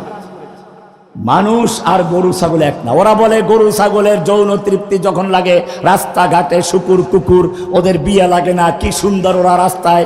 হ্যাঁ ঠিকই আছে, যারা কুকুর শুকুর বানর যারা, তারা এটাই চিন্তা করে ওদের মা বাস বিচার নাই, বোন কেরা বাস বিচার নেই। কিন্তু আল্লাহ রাব্বুল আলামিন জানিয়ে দিচ্ছেন, ইয়া আইয়ুহান নাস, ওহে মানব জাতি শুনে রেখো, আমি তোমাদেরকে কুকুর বানাই নাই, শুকুর বানাই নাই, আমি তোমাদের অন্য কোনো মাখলুক বানাই নাই। জেনে রাখো, অন্য কোনো মাখলুক বানাবার ক্ষেত্রে আমার নিয়ম হচ্ছে, ইন্নামা আমরুহু ইযা আরাদা শাইআন আইয়াকুলা লাহু কুন ফায়াকুন। আমি আসমান সৃষ্টি করে ইচ্ছে করেছি, কুন বলেছি, ফায়াকুন হয়ে গেছে। জমিন বানাবার ইচ্ছে করেছি, কুন বলেছি, ফায়াকুন হয়ে গেছে। সমুদ্র বানাবার ইচ্ছে করেছি, কুন বলেছি, ফায়াকুন হয়ে গেছে। আসমান, জমিন, চন্দ্র, সূর্য, গ্রহ, নক্ষত্র সবগুলো সৃষ্টি করেছি, কুন বলেছি, ফায়াকুন হয়ে গেছে। কিন্তু হে মানুষ, আমি তোমাকে কুন শব্দ দিয়ে তৈরি করি নাই, ফায়াকুন হয়ে যাও নাই। খলাকতু বিয়াদাইয়া, আমি তোকে নিজের হাতে সৃষ্টি করেছি। জেনে রাখবি, আল্লাহ তাআলা 4টা কসম করে বলেছেন, 4টা কসম করে বলেছেন, ওয়াত-তিন ওয়াজ-যাইতুন ওয়া তুরি সিনিন ওয়া হাযাল বালাদিল আমিন। 4টা কসম করে বলছে বলেছেন লাকাদ খালাকনাল ইনসানা ফি আহসানি তাকওয়িম, আমি মানুষকে সুন্দর গঠন দিয়ে তৈরি করেছি। এরপর আল্লাহ বলেছেন ওয়ালাকাদ কাররামনা বনি আদম, আমি বনি আদমকে সম্মান করেছি। বনি আদমের বংশ হেফাজত করতে হবে। আল্লাহ তাআলা বলছেন ইন্না খালাকনাকুম মিন যাকারিন ওয়া উনসা ওয়া জাআলনাকুম শুউবান ওয়া কাবাইলা লিতাআরাফু, আমি তোমাদের বিভিন্ন বংশে বিভিন্ন গোত্রে পরিষ্কার তোমাদের পরিচয়ের জন্য এগুলো আলাদা করে দিয়েছি, কিন্তু জেনে রাখবে ইন্না আকরামাকুম ইনদাল্লাহি আতকাকুম, সুতরাং তোমাদের মধ্যে বিবাহ করতে হবে। ফানকিহু মা তাবা লাকুম, বিয়ে করতে হবে। তোমাদের মধ্যে বৈবাহিক সম্পর্ক কেন দিয়েছি? লিতাসকুনু ইলাইহা, বিয়ে করার পরে যখন তোমার মনের ভিতরে কোনো জৈব চাহিদা আসবে, স্ত্রীর কাছে যাবে, লিতাসকুনু ইলাইহা, তার কাছে প্রশান্তি লাভ করবে, যৌবনের তৃপ্তি মিটাবে। কিন্তু যখন বুড়ো হয়ে যাবে তখন যেন তোমাদের মায়া দূর না হয়, সেজন্য যৌবনের ভালোবাসাকে রূপান্তর করে ওয়াজআলা বাইনাকুম মাওয়াদ্দাতাও ওয়া রাহমা, সেই ভালোবাসাকে রহমত এবং মাওয়াদ্দা দয়া মায়ার ভিতরে আমি পরিবর্তন করে দেই, যাতে একটা বুড়ো বুড়ি জীবনে তারা বিচ্ছিন্ন না হয়, মৃত্যু পর্যন্ত বুড়ো বুড়ি ভালোবাসা অটুট থাকে। আমি সেজন্য এরকম ভাবে ভালোবাসাকে চেঞ্জ করে দেই। যৌবনের ভালোবাসা আর বুড়া বয়সের ভালোবাসা একরকম থাকে না, ঠিক কিনা? কে বলেছেন? আল্লাহ রাব্বুল আলামিন এই বংশকে ঠিক রাখার জন্য, বংশ পরিচয় সংরক্ষণ করার জন্য, মানুষের মান মর্যাদা ঠিক রাখার জন্য জিনা ব্যভিচারকে হারাম করে বলেছেন ওয়ালা তাকরাবুজ জিনা, খবরদার জিনা ব্যভিচারের ধারে কাছেও যেও না। ইন্নাহু কানা ফাহিশাতাও ওয়া সাআ সাবিলা, নিশ্চয় জিনা ব্যভিচার একটা অশ্লীল বেহায়াপনা কাজ। হারাম করেছেন আল্লাহ। আল্লাহর হারামকৃত জিনা ব্যভিচারকে যারা লাইসেন্স দিয়ে পতিতালয়কে, বেশ্যাখানাকে বৈধ করতে চায় আর বলে বেশ্যা বলা যাবে না, পতিতা বলা যাবে না, এদেরকে যৌন কর্মী বলতে হবে, সেজন্য নারী কমিশন গঠন করা হলো, সুপারিশ করা হলো, তার পক্ষে বক্তৃতা দিল, বিবৃতি দিল। ও আমার জাতি, আল্লাহর হারামকৃত জিনা ব্যভিচারকে যারা লাইসেন্স দিয়ে হালাল করতে চায়, যারা ওদেরকে যৌন কর্মী বলে সমাজে প্রতিষ্ঠা করতে চায়, তারা মুসলমান না কাফের? লা ইলাহা, বুঝতে পেরেছেন কিছু? লা ইলাহার তর্জমা তো বুঝেন না। লা ইলাহা কি বলতে চান? কেবল গরু খেয়ার লা ইলাহা বলে। লা ইলাহার মানে হচ্ছে আল্লাহ রাব্বুল আলামিন মানুষকে বিভিন্ন পেশা, বিভিন্ন শ্রেণীতে সৃষ্টি করেছেন। গরিব ধনী বানিয়েছেন কে? নাহনু কাসামনা বাইনাকুম মাঈশাতাহুম, আমি তোমাদের মধ্যে মাঈশাত, রিজিকের তারতম্য করেছি সমাজ পরিচালনার জন্য। সব যদি একরকম হতো, সুইপার কোথায় পেতে? তোমার ঘর পরিষ্কার কে করত? কৃষিকাজ কে করত? এই জন্য আমি সমাজে বিভিন্ন শ্রেণী বিন্যাস করেছি। কিন্তু জেনে রাখো, ধনীদের মালের মধ্যে গরিবের হক আছে। ধনীদের মালের মধ্যে কি আছে? গরিবের হক আছে। অফি আমওয়ালিহিম হাক্কুল লিসাইলি ওয়াল মাহরুম, ধনীদের মালের ভেতরে গরিবদের অধিকার আছে, অধিকার। যাকাত শুধু একটা না, যাকাত দাও। যাকাত মানে হচ্ছে ধনীদের থেকে নির্দিষ্ট পরিমাণ মাল নেও, গরিবদেরকে দাও। গরিবদেরকে, আমার জাতি সেই যাকাত ভিত্তিক অর্থ ব্যবস্থা বাতিল করে দিয়ে সুদ ব্যবস্থা চালু করলো। সুদ মানে হচ্ছে বড় লোকেরা ব্যাংকে টাকা জমা রাখে, গরিবরা সেখান থেকে সুদের টাকা আনে, টাকা এনে গরু কেনে, বাড়িঘর করে। বন্যায় বাড়িঘর ভেঙে গেছে, বলদ গরু মেরে গেছে, ফসল নষ্ট হয়ে গেছে। এখন বড় লোকের সুদের টাকা মাফ হয় না, বরং আরো চক্রবৃদ্ধি আকারে সুদ বাড়তে থাকে। শেষ পর্যন্ত বাড়ি বিক্রি করো, জমি বিক্রি করে তারপরে টাকা পরিশোধ করো। ধনী ধনী হচ্ছে, গরিব কি হচ্ছে? ফতুর হয়ে যাচ্ছে। আল্লাহ রাব্বুল আলামিন এই বৈষম্য দূর করার জন্য কোরআনের সূরা বাকারা 275 নম্বর আয়াত থেকে শুরু করে অনেকগুলো আয়াত নাযিল করেছেন। আল্লাহ তাআলা বলেছেন ওয়া হাল্লাল্লাহুল বাই'a ওয়া হাররামার রিবা, আল্লাহ ব্যবসাকে হালাল করেছেন, সুদকে করেছেন হারাম। এরপরে বলেছেন ইয়ামহাকুল্লাহুর রিবা ওয়া ইউরবিস সাদাকাত, আল্লাহ ব্যবসাকে, আল্লাহ তাআলা সাদাকাতকে বৃদ্ধি করেন আর সুদকে নির্মূল করে দেন। এরপরে আল্লাহ বলেছেন ইয়া আইয়ুহাল্লাযীনা আমানুত্তাকুল্লাহ, হে ঈমানদারগণ যদি সত্যিকার আল্লাহকে ঈমান এনে থাকো, আল্লাহকে ভয় করো, ওয়াজারু মা বাকিয়া মিনার রিবা ইন কুনতুম মুমিনিন। আমার বিধান জানার পরে, আল্লাহর বিধান জানার পরে তোমাদের যত পাওনা সুদ আছে সবগুলো বর্জন করো, ছেড়ে দাও। ইন কুনতুম মুমিনিন, যদি সত্যিকার মুমিন হয়ে থাকো।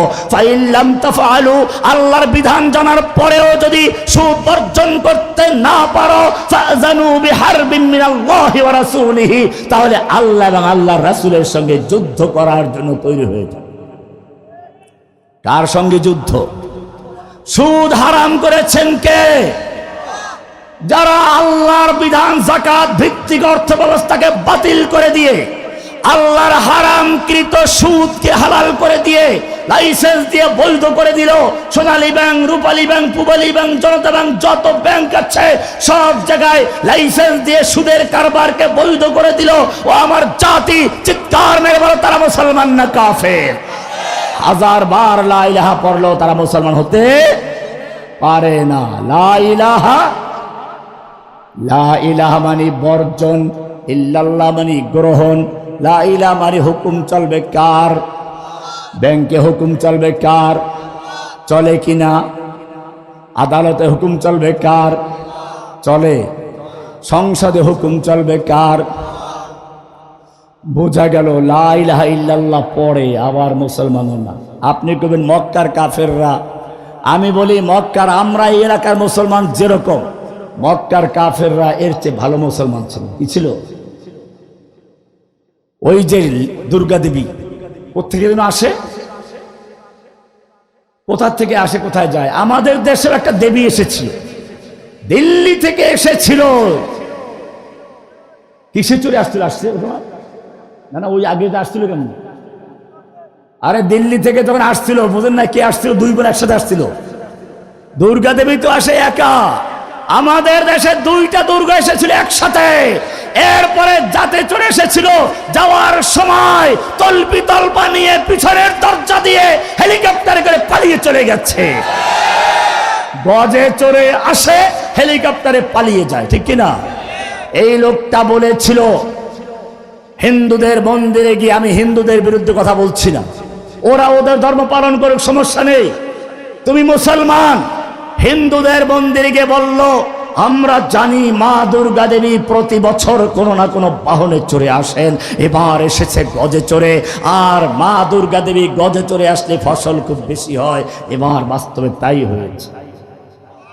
আমি তখন ধানমন্ডি হাতেমবাগের ইমাম, পরিষ্কার একটা খুতবা দিলাম, যেখানে পরিষ্কার বলেছিলাম তোমার যে আকীদা বিশ্বাস, এর চেয়ে মক্কার কাফের মুশরিকদের বিশ্বাস এর চেয়ে অনেক ভালো ছিল। এই প্রথম খণ্ড রাখি, মক্কার কাফের মুশরিকদের আকীদা অনেক ভালো ছিল। পরিষ্কার আয়াত দিয়ে দলিল পেশ করেছিলাম। আমি এটার উপর একটা বই লিখেছি, তাওহীদ প্রথম খণ্ড, দ্বিতীয় খণ্ড সেই কুফর বিত তাগুত, তৃতীয় খণ্ড ঈমান বিল্লাহ। এগুলোর উদ্দেশ্য হচ্ছে বিষয়টা ক্লিয়ার করে দেওয়া। এদেশের মানুষ ইসলাম মানে ঈমান আনে, কিন্তু জানে না ঈমান মানে কি। ওই কিতাবে প্রথম খণ্ডে পরিষ্কার করে দিয়েছি, কোরআনের আয়াতগুলো ধারাবাহিক দেওয়া আছে, বইগুলো পাওয়া যাবে, আমার গাড়িতে আছে, সম্ভবত নিয়ে যাবেন প্রয়োজন হলে। বইগুলোতে দেওয়া আছে, আয়াতগুলো শুনেন খালি। কোরআন আল্লাহ বলছেন, ওয়ালা ইন সাআলতাহুম মান খালাকাহুম লা ইয়াকুলুন্নাল্লাহ, হে নবী আপনি যদি মক্কার কাফের মুশরিকদেরকে জিজ্ঞেস করেন মান খালাকাহুম, কে ওদের সৃষ্টি করেছে, লা ইয়াকুলুন্নাল্লাহ, তারা বলবে সৃষ্টি করেছেন কে। তার মানে হচ্ছে তুমি আমি যেমন বিশ্বাস করি সৃষ্টিকর্তা আল্লাহ, ঠিক তেমনি ভাবে মক্কার কাফের মুশরিকরাও বিশ্বাস করত সৃষ্টিকর্তা কে। কোনো পার্থক্য আছে? আরো সামনে চলো, কোরআন বলছে, এই এখন করতে পারবেন না, এখন যে আলোচনা হচ্ছে না শুনে গেলে বিভ্রান্তির মধ্যে পড়ে যাবেন। কারণ এখন বলছি কাফেররা আল্লাহ বিশ্বাস করে, আর আপনি সারা জীবন শুনে আসছেন আল্লাহ বিশ্বাস করে না। আমাকে তো বুঝতে হবে কোন জায়গায় পার্থক্য আছে। কাজে এখন আর একজনও করতে পারবে না। আল্লাহ রাব্বুল আলামিন পরিষ্কার জানিয়ে দিচ্ছেন, ওয়ালা ইন সাআলতাহুম মান খালাকাস সামাওয়াতি ওয়াল আরদ, হে নবী আপনি যদি ওই মক্কার কাফের মুশরিক আবু জাহেল আবু লাহাবদেরকে জিজ্ঞেস করেন, মান খালাকাস সামাওয়াতি ওয়াল আরদা, কে আসমান জমিন সৃষ্টি করেছে? লা ইয়াকুলুন্নাল্লাহ, তারা বলবে সৃষ্টি করেছেন কে? তাহলে আপনি আমি যেমন বিশ্বাস করি আসমান জমিনের সৃষ্টিকর্তা আল্লাহ, মক্কার আবু জাহেল আবু লাহাব বিশ্বাস করত সৃষ্টিকর্তা কে? আরো সামনে চলো, কোরআন বলছে ওয়ালা ইন সালতাহুম মান খালাকাস সামাওয়াতি ওয়াল আরদা ওয়া সাখখারাশ শামসা ওয়াল কামার। হে নবী, আপনি যদি মক্কার কাফের মুশরিক আবু জাহেল আবু লাহাবদেরকে জিজ্ঞেস করেন মান খালাকাস সামাওয়াতি ওয়াল আরদা, কে আসমান জমিন সৃষ্টি করেছে? ওয়া সাখখারাশ শামসা ওয়াল কামার, চন্দ্র সূর্য গ্রহ নক্ষত্র কে নিয়মতান্ত্রিকভাবে পরিচালনা করছেন? লা ইয়াকুলুন্নাল্লাহ, ওই মক্কার কাফেররা সাক্ষী দিবেন সব করছেন কে? তাহলে আপনি আমি যেমন বিশ্বাস করি আসমানের মালিক আল্লাহ, জমিনের মালিক আল্লাহ, চন্দ্র সূর্যের পরিচালনা করেন আল্লাহ, মক্কার আবু জাহেল আবু লাহাবরা বিশ্বাস করত সবগুলোর মালিক কে? আরো সামনে চলে, এবার আসল জায়গায় আসো। ওয়ালা ইন সাআলতাহুম মান নাযালা মিনাস সামাই মাআন ফাআহইয়া বিহিল আরদা মিন বাদি মাউতিহা লা ইয়াকুলুন্নাল্লাহ। হে নবী, আপনি যদি মক্কার কাফের মুশরিকদেরকে জিজ্ঞাসা করেন, আপনি যদি মক্কার আবু জাহেল আবু লাহাবদেরকে জিজ্ঞেস করেন মান নাযালা মিনাস সামাই মাআন, আসমান থেকে কে পানি বর্ষণ করে, বৃষ্টির পানি দেয় কে? ফাআহইয়া বিহিল আরদা মিন বাদি মাউতিহা, সেই পানির মাধ্যমে মৃত্যু জমিনকে, শুকিয়ে চৌচির হয়ে যা জমিনকে আবার তাজা করে ফসল উৎপন্ন করেন কে? লা ইয়াকুলুন্নাল্লাহ, তাহলে তারা সাক্ষী দিবে কে করেন? তাহলে বোঝা গেল মক্কার লোকেরা বিশ্বাস করত ফসল দেওয়ার মালিক কে। আর যেই দুর্গা আসলো ইন্ডিয়া দিল্লির থেকে, আবার ধাওয়া খেয়ে পালিয়ে চলে গেল দুর্গা দেবী, সেই দুর্গা বলল কি ফসল দেয় দুর্গা দেবী। পার্থক্য শোনার আগে আরো ভালো করে শুনো। মক্কার খানায় কাবা বন্যায় ভেঙে গেল, আবু জাহেল আবু লাহাবরা পুনর্নির্মাণ করবে। আমাদের নবীজির বয়স তখন মাত্র 35 বছর, নবুয়ত প্রাপ্তির আগের ঘটনা। মক্কার কাফের নেতারা দারুন নদওয়া নামক তাদের সংসদে বসলো, সিদ্ধান্ত হবে, পরামর্শ করছে আল্লাহর ঘর নির্মাণ করতে গিয়ে কোনো হারাম পয়সা লাগাবো না। হারাম পয়সা চাঁদার জন্য প্রত্যেক গোত্রে গোত্রে লোক পাঠালো, চাঁদা জড়ো করা হলো। ইঞ্জিনিয়ার সাহেব হিসাব করে বললেন এই টাকা দিয়ে ইব্রাহিম আলাইহিস সালামের খানায়ে কাবা যে পর্যন্ত ছিল পুরোটা নির্মাণ করা যাবে না, হয়তো হারাম পয়সা লাগাতে হবে, নইলে কিছু অংশ ছাড়তে হবে। ইতিহাস পড়ুন, এখনো পর্যন্ত খানায়ে কাবার একটা অংশ বাহিরে আছে, অর্ধেক দেওয়াল দিয়ে ঘেরাও করে রাখা আছে। এই অংশটাই সেই অংশ।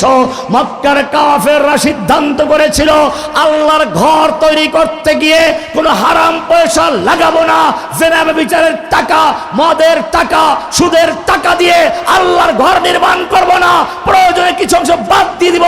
সেই বাদ দেওয়া অংশ এখনো পর্যন্ত সাক্ষী হয়ে হাতিমে কাবা নাম ধারণ করে কাবার বাইরে অবস্থান করছে। ও আমার জাতি, মক্কার লোকেরা হজ করত, তুমি তো একবার হজ করলে হাজী সাহেব, দুইবার করলে নাকি আলহাজ হয়ে যাও। মক্কার কাফের একবার আর দুইবার না, আবু জাহেল আবু লাহাব প্রত্যেকটা আলহাজ ছিল, অনেকবার হজ করেছে। হজ করে না তারা? হজ করেছে। আমার ওই বইতে রেফারেন্স সবগুলো দলিল দেওয়া আছে। তাহলে পার্থক্য কোন জায়গায় ভালো করে বুঝতে হবে, এটাই মূল আলোচনা। লা ইলাহা, আল্লাহর নবী পার্থক্য করে দিলেন। মক্কায় নবুয়ত প্রাপ্তির পরে 3 বছর আল্লাহর নবী গোপনে গোপনে দাওয়াত দিলেন। এরপরে আল্লাহর পক্ষ থেকে হুকুম হলো ফাসদা বিমা তুমার, হে নবী আপনি আল্লাহর পক্ষ থেকে যা আদিষ্ট হয়েছেন আর গোপনে নয় প্রকাশ্যে বলুন। আল্লাহর নবী সাল্লাল্লাহু আলাইহি ওয়াসাল্লাম আরবের নিয়ম অনুযায়ী সকালবেলা গিয়ে পাহাড়ের উঁচুতে উঠলেন, এরপরে জোরে ডাক দিলেন ইয়া সাবাহা, সকালের বিপদ। লোকেরা মনে করলো কোনো বড় ধরনের শত্রু আক্রমণ করতে পারে, সব জড়ো হয়ে গেল। গেল, কারণ এমনি সকালবেলার আওয়াজ ভয়ঙ্কর আওয়াজ। আবার ডাকটা দিয়েছে এমন এক যুবক, যেই যুবক কখনো প্রতারণা করে না, ধোকা দেয় না, কোনো ফালতু কথা বলে না, মজাক করে না, আল আমিন নামে সবাই যাকে চিনে, সেই যুবকের ডাক, নিশ্চয়ই কোনো বড় বিপদ আছে। সবাই হাজির হয়ে গেল। এমনকি যেই লোকটা নিজে যেতে পারেনি, অসুস্থ, সে তার পক্ষ থেকে অন্য লোক পাঠিয়েছে, যাও শুনে আসো মোহাম্মদ কি বলতে চায়, কি বিপদের কাহিনী আছে। সব নেতারা জড়ো হয়ে গেল সাফা পাহাড়ের উপরে। আল্লাহর নবী এবারে মক্কার কাফেরদেরকে, নেতাদেরকে উদ্দেশ্য করে বললেন, ও হে মক্কার নেতারা, আমি যদি আজকে তোমাদেরকে বলি এই পাহাড়ের অপর প্রান্তে শত্রু বাহিনী ওত পেতে বসে আছে, তোমরা কি আমার কথা বিশ্বাস করবে? মক্কার নেতারা বলল, অবশ্যই বিশ্বাস করবে, কেনই না, কারণ আপনার থেকে আমরা কখনো মিথ্যা কথা শোনার অভিজ্ঞতা অর্জন করি নাই। এবারে আল্লাহর নবী সাল্লাল্লাহু আলাইহি ওয়াসাল্লাম বললেন, ওহে মক্কার নেতারা শুনো, লাউ কুলতুম কালিমাতান ওয়াহিদাতান, যদি একটা কথা মানতে পারো, লাউ কুলতুম কালিমাতান ওয়াহিদাতান, একটা কথা বিশ্বাস করতে পারো, তামলিকুনা বিহাল আরব, গোটা আরব দেশের তোমরা মালিক বনে যাবে, ওয়াতাদিনু লাকুমুল আজম, অনারব বিশ্ব তোমাদের দিন গ্রহণ করবে, আবিল জিজিয়া, অথবা যারা দিন গ্রহণ করবে না তারা তোমাদেরকে জিজিয়া কর দিয়ে থাকবে, জিম্মি হয়ে থাকবে। কয়টা কথা?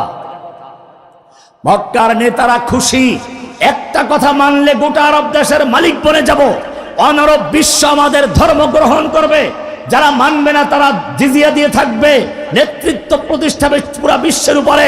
এমন একটা কেন 10টা বলবো, বলো তাড়াতাড়ি কি কথাটা। এইবারে আল্লাহর নবী সাল্লাল্লাহু আলাইহি ওয়াসাল্লাম ঘোষণা করলেন, ইয়া আইয়ুহান নাস, ইয়া আইয়ুহান নাস, কুলু লা ইলাহা ইল্লাল্লাহ তুফলিহুন। ও মক্কার নেতারা, না শুধু দুনিয়ার সমস্ত মানুষকে, কিয়ামত পর্যন্ত যত মানুষ দুনিয়া আগমন করবে, ইয়া আইয়ুহান নাস, সব মানুষকে উদ্দেশ্য করে নবী ঘোষণা করছেন, কুলু লা ইলাহা ইল্লাল্লাহ, তোমরা বলো লা ইলাহা, লা ইলাহা ইল্লাল্লাহ। বলতে দেরি নেই, আবু লাহাব দাঁড়িয়ে গেল, আবু জাহেল খেপে গেল। আবু লাহাব নবীকে মারার জন্য 2 হাত সম্প্রসারণ করে উদ্যত হয়ে মারতে আসলো। একটা লোক এখন নবীর পক্ষে নেই, এতক্ষণ সবাই নবীকে ভালোবাসে, এতক্ষণ সবাই নবীর কথা মানতে রাজি আছে, একটা কথা বলার সঙ্গে সঙ্গে খেপে গেল। কারণ কি? কারণও তারা পরিষ্কার করে দিয়েছে, তারা বুঝতে পেরেছে। আবু লাহাব বলেছে, তাব্বান লাকা সায়রাল ইয়াউম, তোমার গোটা জীবন ধ্বংস হোক, তুমি আমাদের এজন্য জড়ো করেছো। এভাবে সে বলল, আজআলাল আইন্না লাতারিকু আলিহাতিনা লিশাইরিম মাজনুন, আমরা আমাদের দেবদেবী, আমরা আমাদের খাজা বাবা, গাজা বাবা, লেংটা বাবা, আমাদের আইন সংসদ, আমাদের 360 দেবদেবী সব বর্জন করব লিশাইরিম মাজনুন। একজন পাগল উম্মাদ কবির কথায় 102 গালি, 2টা গালি দিয়ে ফেলল। আমরা আমাদের দেবদেবী ছেড়ে দিব, বর্জন করব। ছাড়ার কথা কোত্থেকে আসলো? আবু লাহাবরা বুঝতে পেরেছে, মক্কার আবু জাহেলরা বুঝতে পেরেছে, লা ইলাহার মানে হচ্ছে সব বর্জন করতে হবে।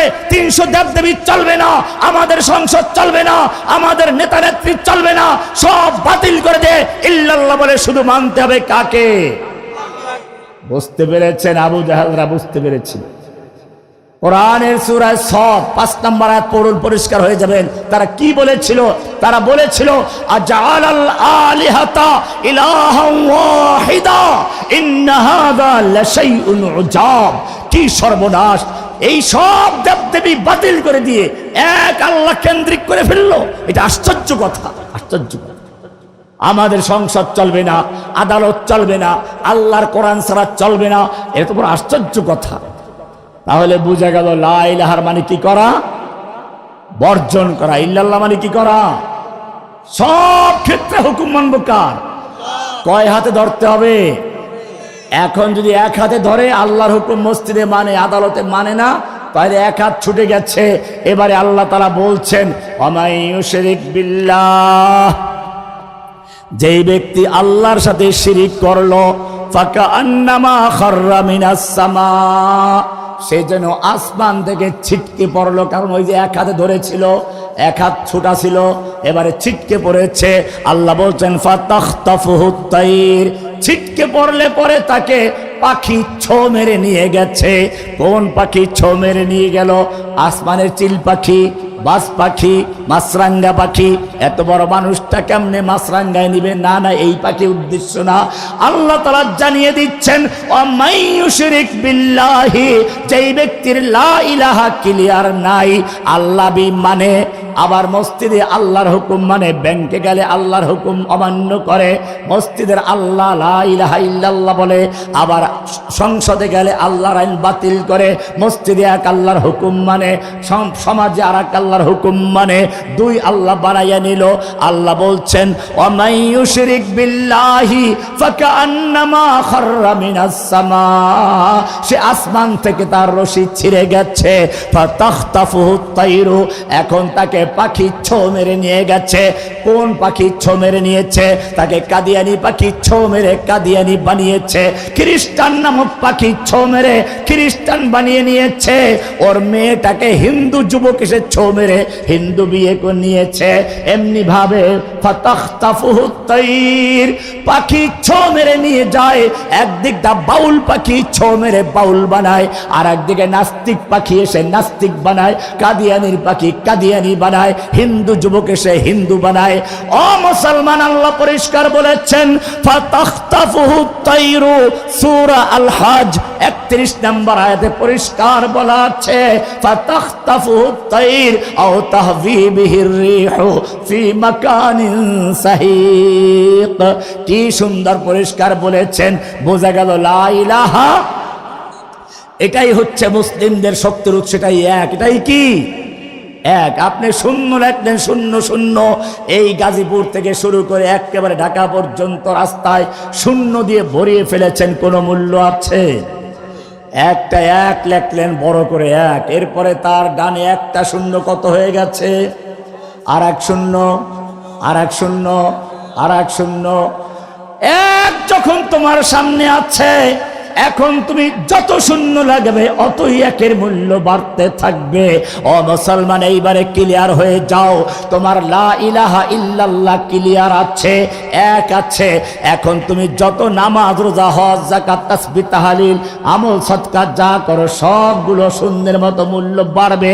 কিন্তু যদি তোমার এক ক্লিয়ার না থাকে, তুমি যত ইবাদত করো কোনো কাজে আসবে না। তুমি আবু তালেবের দিকে কি লক্ষ্য করছো না?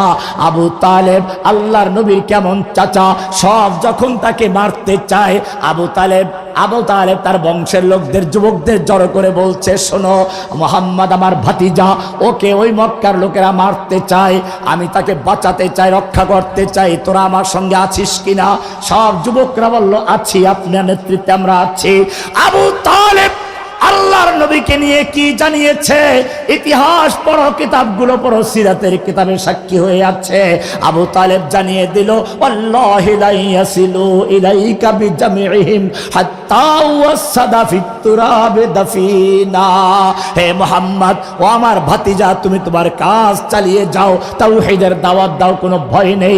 জেনে রাখো, আল্লাহি লা ইয়াসিলু ইলাইকা বিজামিহিম, আবু জাহেল, আবু লাহাবরা 14 গোষ্ঠী একাত্র হয়েও তোমার একটা পশম ছিঁড়তে পারবে না, যতক্ষণ পর্যন্ত আমি আবু তালেবের দেহটা রুহুর সঙ্গে থাকবে, রুহুটা দেহের সঙ্গে থাকবে।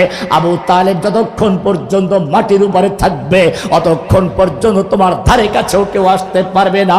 আরো সামনে চলো। এরপরে ওরা আবু তালেবের বংশশুদ্ধা জেলে ঢুকিয়ে দিল, সে আবি তালেবে বন্দি করে দিল।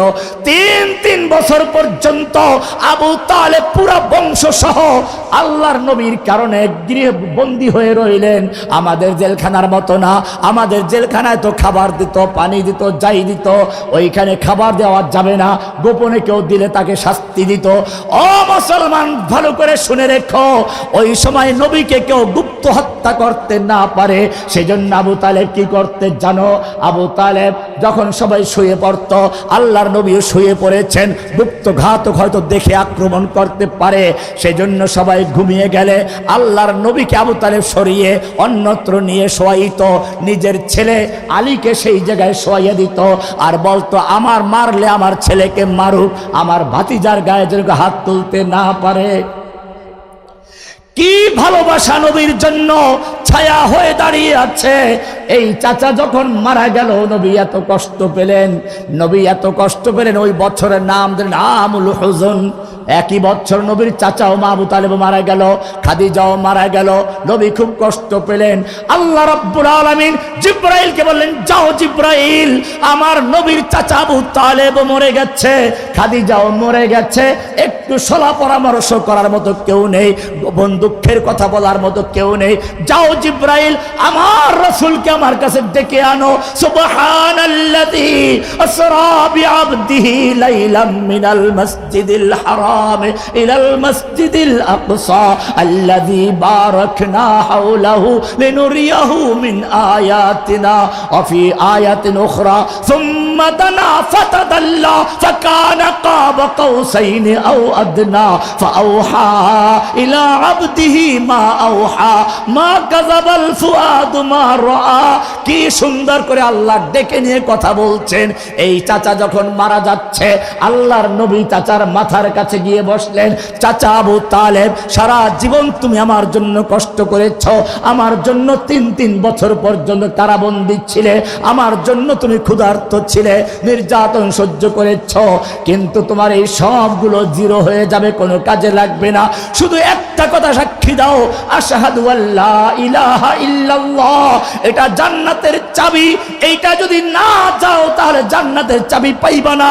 আমি তোমার জন্য সুপারিশ করতেও পারবো না। একটু খালি বলো লা ইলাহা ইল্লাল্লাহ আশফা লাকা, আমি তোমার জন্য সুপারিশ করার সুযোগ পাবো। মাথার কাছে আবু জাহেল, আবু লাহাবরাও ছিল। ও যুবক, তুমি কার সঙ্গে বন্ধুত্ব করছো? আবু তালেব হক বুঝতো, জানতো, কিন্তু ওই বন্ধু বান্ধবের খপ্পরে পড়ে জাহান্নামী হতে হচ্ছে। বন্ধু বান্ধব দাঁড়িয়ে গেল, শেষ পর্যন্ত বাপ দাদার ধর্ম ত্যাগ করবা, জাহান্নামের ভয়তে বাপ দাদার ধর্ম ত্যাগ করবা। আবু তালেব শেষ পর্যন্ত বলল, ইন্নী আলা মাযহাবি আব্দুল মুত্তালিব, আমি আব্দুল মুত্তালিবের মাযহাবের উপর আছে, এই বলে মারা গেল। মারা যাওয়ার পরে আল্লাহর নবী খুব দুঃখ পেলেন, কষ্ট পেলেন। আমাদেরই তো কষ্ট লাগতেছে, নবীর কত কষ্ট লেগেছে। আল্লাহর নবীর চোখ দিয়ে পানি পড়তে শুরু করলো। আল্লাহ রাব্বুল আলামিন জিব্রাইলকে বলেন, যাও জিব্রাইল, নবীকে আয়াত শুনিয়ে দাও। 28 নম্বর সূরা আল কাসাস এর 56 নম্বর আয়াত নাযিল হয়ে গেল। ইন্নাকা লা তাহদি মান আহবাবতা, হে নবী, আপনি যাকে ভালোবাসেন, আপনার চাচা, আপনার আপন আত্মীয়, আপনি চাইলে হেদায়েত দিবেন, এই ক্ষমতা আপনাকে দেওয়া হয় নাই। ওয়ালাকিন্নাল্লাহ ইয়াহদি মান ইয়াশা, বরং আল্লাহ যাকে ইচ্ছে করেন তাকে হেদায়েত দান করেন। হেদায়েত দেওয়ার মালিক কে? ওহুয়া আ'লামু বিল মুহতাদিন, আল্লাহ ভালো জানেন কে হেদায়েত পাওয়ার যোগ্য আর কে যোগ্য না। ও যুবকেরা, ভালো করে শুনো, আল্লাহর নবী যখন তার চাচাকে হেদায়েত দিতে পারলেন না, তরাইয়ে নিতে পারবেন না, পার করে নিতে পারবেন না, এরপরে যদি কোনো ভণ্ড ফকির বলে আখেরাতে তরাইয়া নিবে, পার করে নিবে, সে ব্যক্তি ভণ্ড না, সেই আল্লাহর ওলি, শয়তানের ওলি? আল্লাহর ওলি না শয়তানের ওলি? ওলি ঠিক আছে, তবে কার ওলি? আমি এজন্য বলেছি লা ইলাহা ইল্লাল্লাহ হচ্ছে কি এক, লা ইলাহা কি এক আছে, বাকি সবগুলো হচ্ছে এখন শূন্য লাগাও, আমল বাড়বে। আমল যদি কমও থাকে, আমলের ত্রুটি আছে, আল্লাহ চাইলে তওবা করার সুযোগ পাও না, আল্লাহ ক্ষমা করে জান্নাত দিতে পারেন। কিন্তু শিরক করে যে কোনো ব্যক্তি মারা যায়, আল্লাহ তাকে ক্ষমা করবেন না। পরিষ্কার সূরা নিসার 48 নম্বর আয়াত 116 নম্বর পরিষ্কার বলা আছে, ইন্নাল্লাহা লা ইয়াগফিরু আন ইউশরাকা বিহি ওয়া ইয়াগফিরু মা দুনা যালিকা লিমান ইয়াশা, আল্লাহর সাথে শিরক করে সেই গুনাহ আল্লাহ নিজ থেকে ক্ষমা করবেন না, তওবা না করে মারা গেলে ক্ষমা করবেন না। কিন্তু অন্য যত গুনাহ আছে, যদি শিরক না থাকে, ইচ্ছে করলে সব মাফ করে জান্নাত দিতে পারেন। আপনার প্রিয় বউ বাচ্চাকে থাপড়ায়, কিন্তু আপনাকে ভালোবাসে, থাল বাসন ভেঙে চুরমার করে দেয়, আপনাকে ভালোবাসে, বিশ্বস্ত লোক, আপনি তারা তালাক দিবেন? কিন্তু একদিন গিয়ে দেখলেন মাশাআল্লাহ আপনার প্রিয় স্ত্রী বিছানায় আর একটা যুবক আছে, আপনি এটা কেড়ে ধরা পড়ে গেছে, সমস্যা নাই, তোমাকেও ভালোবাসি, ওকেও ভালো, তোমার মতো আরেকজন। আপনি বিশ্বাস মানবেন? যতই থাকুক এবার লাথি মেরে ফেলে দাও। ঠিক তুমি যদি শিরিক করে, এটাকে বলে শিরিক করা, অংশীদার। তুমি স্ত্রীকে তৈরি করো নাই, সৃষ্টি করো নাই, লালন পালন করো নাই, অন্য একজনের লালন পালনকে বিয়ে করছো, দিয়ে দিছে, হালাল হয়ে গেছে, তোমার এতটুকু অধিকার। তারপরে সে যদি শিরিক করে আরেকজন পুরুষকে তোমার বিছানায় নিয়ে আসে, তোমার বরদাস্ত হয় না, সহ্য করতে পারো না, তাহলে যে আল্লাহ তোমাকে সৃষ্টি করেছেন, লিমা খলাকতু বিয়াদাইয়া, তোমাকে আল্লাহ নিজ হাতে সৃষ্টি করেছেন, চারটা কসম করে বলেছেন, লাকাদ খলাকনাল ইনসানা ফি আহসানি তাকওয়িম, যে আল্লাহ বলেছেন, ওয়ালাকাদ কাররামনা বনি আদম, যে আল্লাহ বলেছেন, ও বনি আদম, আমি তোমাকে সৃষ্টি করেছি, ওমা খলাকতুল জিন্না ওয়াল ইনসা ইল্লা লিয়াবুদুন, আমি তোমাকে সৃষ্টি করেছি আমার গোলামি করার জন্য। আর দুনিয়ার মাখলুক তোর গোলামি করবে, তুই আমার গোলামি করবি। সেই মাখলুক যখন আল্লাহকে বাদ দিয়ে কোন নেতা নেত্রী নামে স্লোগান দেয়, নেতা নেত্রী আনুগত্য করে, সংসদে হুকুম মানে আইন তৈরি করে, আদালতে আইন তৈরি করে, অন্যের হুকুম পালন করে, আল্লাহ তা মানবেন? এই জন্য বলেছেন খবরদার, শিরিক চলবে না, অংশীদারিত্ব চলবে না। যদি লা ইলাহা ক্লিয়ার থাকে, আল্লাহ বলছেন তাদের কোনো ভয় নেই, লানফিসাম লাহা, পরাজিত হবে না, ভয় হবে না। কোরআন বলছে ওয়ালা তাহিনু ওয়ালা তাহজানু, ওহে মুমিন তোমাদের হীনমন্য হওয়ার কারণ নেই, চিন্তা করার কারণ নেই। ওয়ালা তাহজানু ওয়া আনতুমুল আ'লাউনা ইন কুনতুম মুমিনিন, তোমরাই থাকবে বিজয়ী, তোমরাই থাকবে বিশ্বজয়ী, ইন কুনতুম মুমিনিন, যদি সত্যিকার মুমিন হতে পারো। কোরআন বলছে জেনে রাখো, যালিকা বিআন্নাল্লাহ, এটা এজন্য যারা সত্যিকার অর্থে লা ইলাহা বলে, সব তাগুতকে বর্জন করে, ইল্লাল্লাহ বলে আল্লাহকে গ্রহণ করে। যালিকা বিআন্নাল্লাহ মাওলাল্লাযীনা আমানু, এদের মাওলা হচ্ছেন কে? তাদের অভিভাবক কে? সাহায্যকারী কে? এরপরে আল্লাহ বলছেন ওয়ান্নাল কাফিরিনা লা মাওলা লাহুম, কাফেরদের কোনো মাওলা নেই। নরেন্দ্র মোদী পারমাণবিক বোমা আছে, লা মাওলা লাহুম, ওর মাওলা নাই। ওর 10 লক্ষ সৈন্য আছে, লা মাওলা লাহুম, ওর মাওলা নেই। ওর পুলিশ আছে, ওর সবকিছু আছে, মাওলা নেই। মুমিনদের কে আছে? মুমিনদের কে আছে? আল্লাহ এজন্য বলেছেন যালিকা বিআন্নাল্লাহা মাওলাল্লাযীনা আমানু ওয়া আন্নাল কাফিরিনা লা মাওলা লাহুম। নির্বাচনের সময় একটা স্লোগান শোনা যায়, একজনে চিৎকার মেরে বলে এই নেতা আছে, তো সবাই বলে আছে, এরপরে শুরু হয় কোন সে নেতা, অমুক নেতা, বলে না? আল্লাহ বলেন না, এই নেতা মেতা নাই। সূরা মুহাম্মদ 11 নম্বর আয়াত খুলে দেখো, পরিষ্কার আল্লাহ বলেছেন যালিকা বিআন্নাল্লাহা মাওলাল্লাযীনা আমানু, মুমিনদের মাওলা হচ্ছেন আল্লাহ। ওয়া আন্নাল কাফিরিনা, কাফিররা যত বড় শক্তিশালী হোক না কেন, লা মাওলা লাহুম, ওদের মাওলা নেই। বদরের যুদ্ধ হচ্ছে, একদিকে আবু জাহেলের তাবু, আর একদিকে নবী মুহাম্মদের তাবু। আবু জাহেলের তাবু থেকে স্লোগান আসছে ওলো হোবাল, জয় হোবাল। কি বলছে? জয় হোবাল। লানাল উজ্জা ওয়ালা উজ্জা লাকুম, আমাদের উজ্জা দেবী আছে, তোদের উজ্জা নেই। আল্লাহ নবী বলছেন ওদেরকে জানিয়ে দাও আল্লাহু আকবার। কি বলেছেন? একদিকে লানাল উজ্জা উল হুবাল, জয় বাংলা, একদিকে কি জয় বাংলা, আরেকদিকে কি? কিন্তু আল্লাহু আকবার ধ্বনিকে বাতিল করে যারা জয় বাংলাকে প্রতিষ্ঠিত করতে চায় তারা করতে পারবে? হাদিস পড়ুন, মুয়াজ্জিন যখন আল্লাহু আকবার বলে আযান শুরু করে, মুয়াজ্জিনের সঙ্গে ডানে বামে পূর্ব পশ্চিম দক্ষিণ উত্তর সারা পৃথিবীর গাছগাছালি পশু পক্ষী তরুলতা সবগুলো আকাশে বাতাসে আল্লাহু আকবার ধ্বনি গুঞ্জরণ করতে থাকে।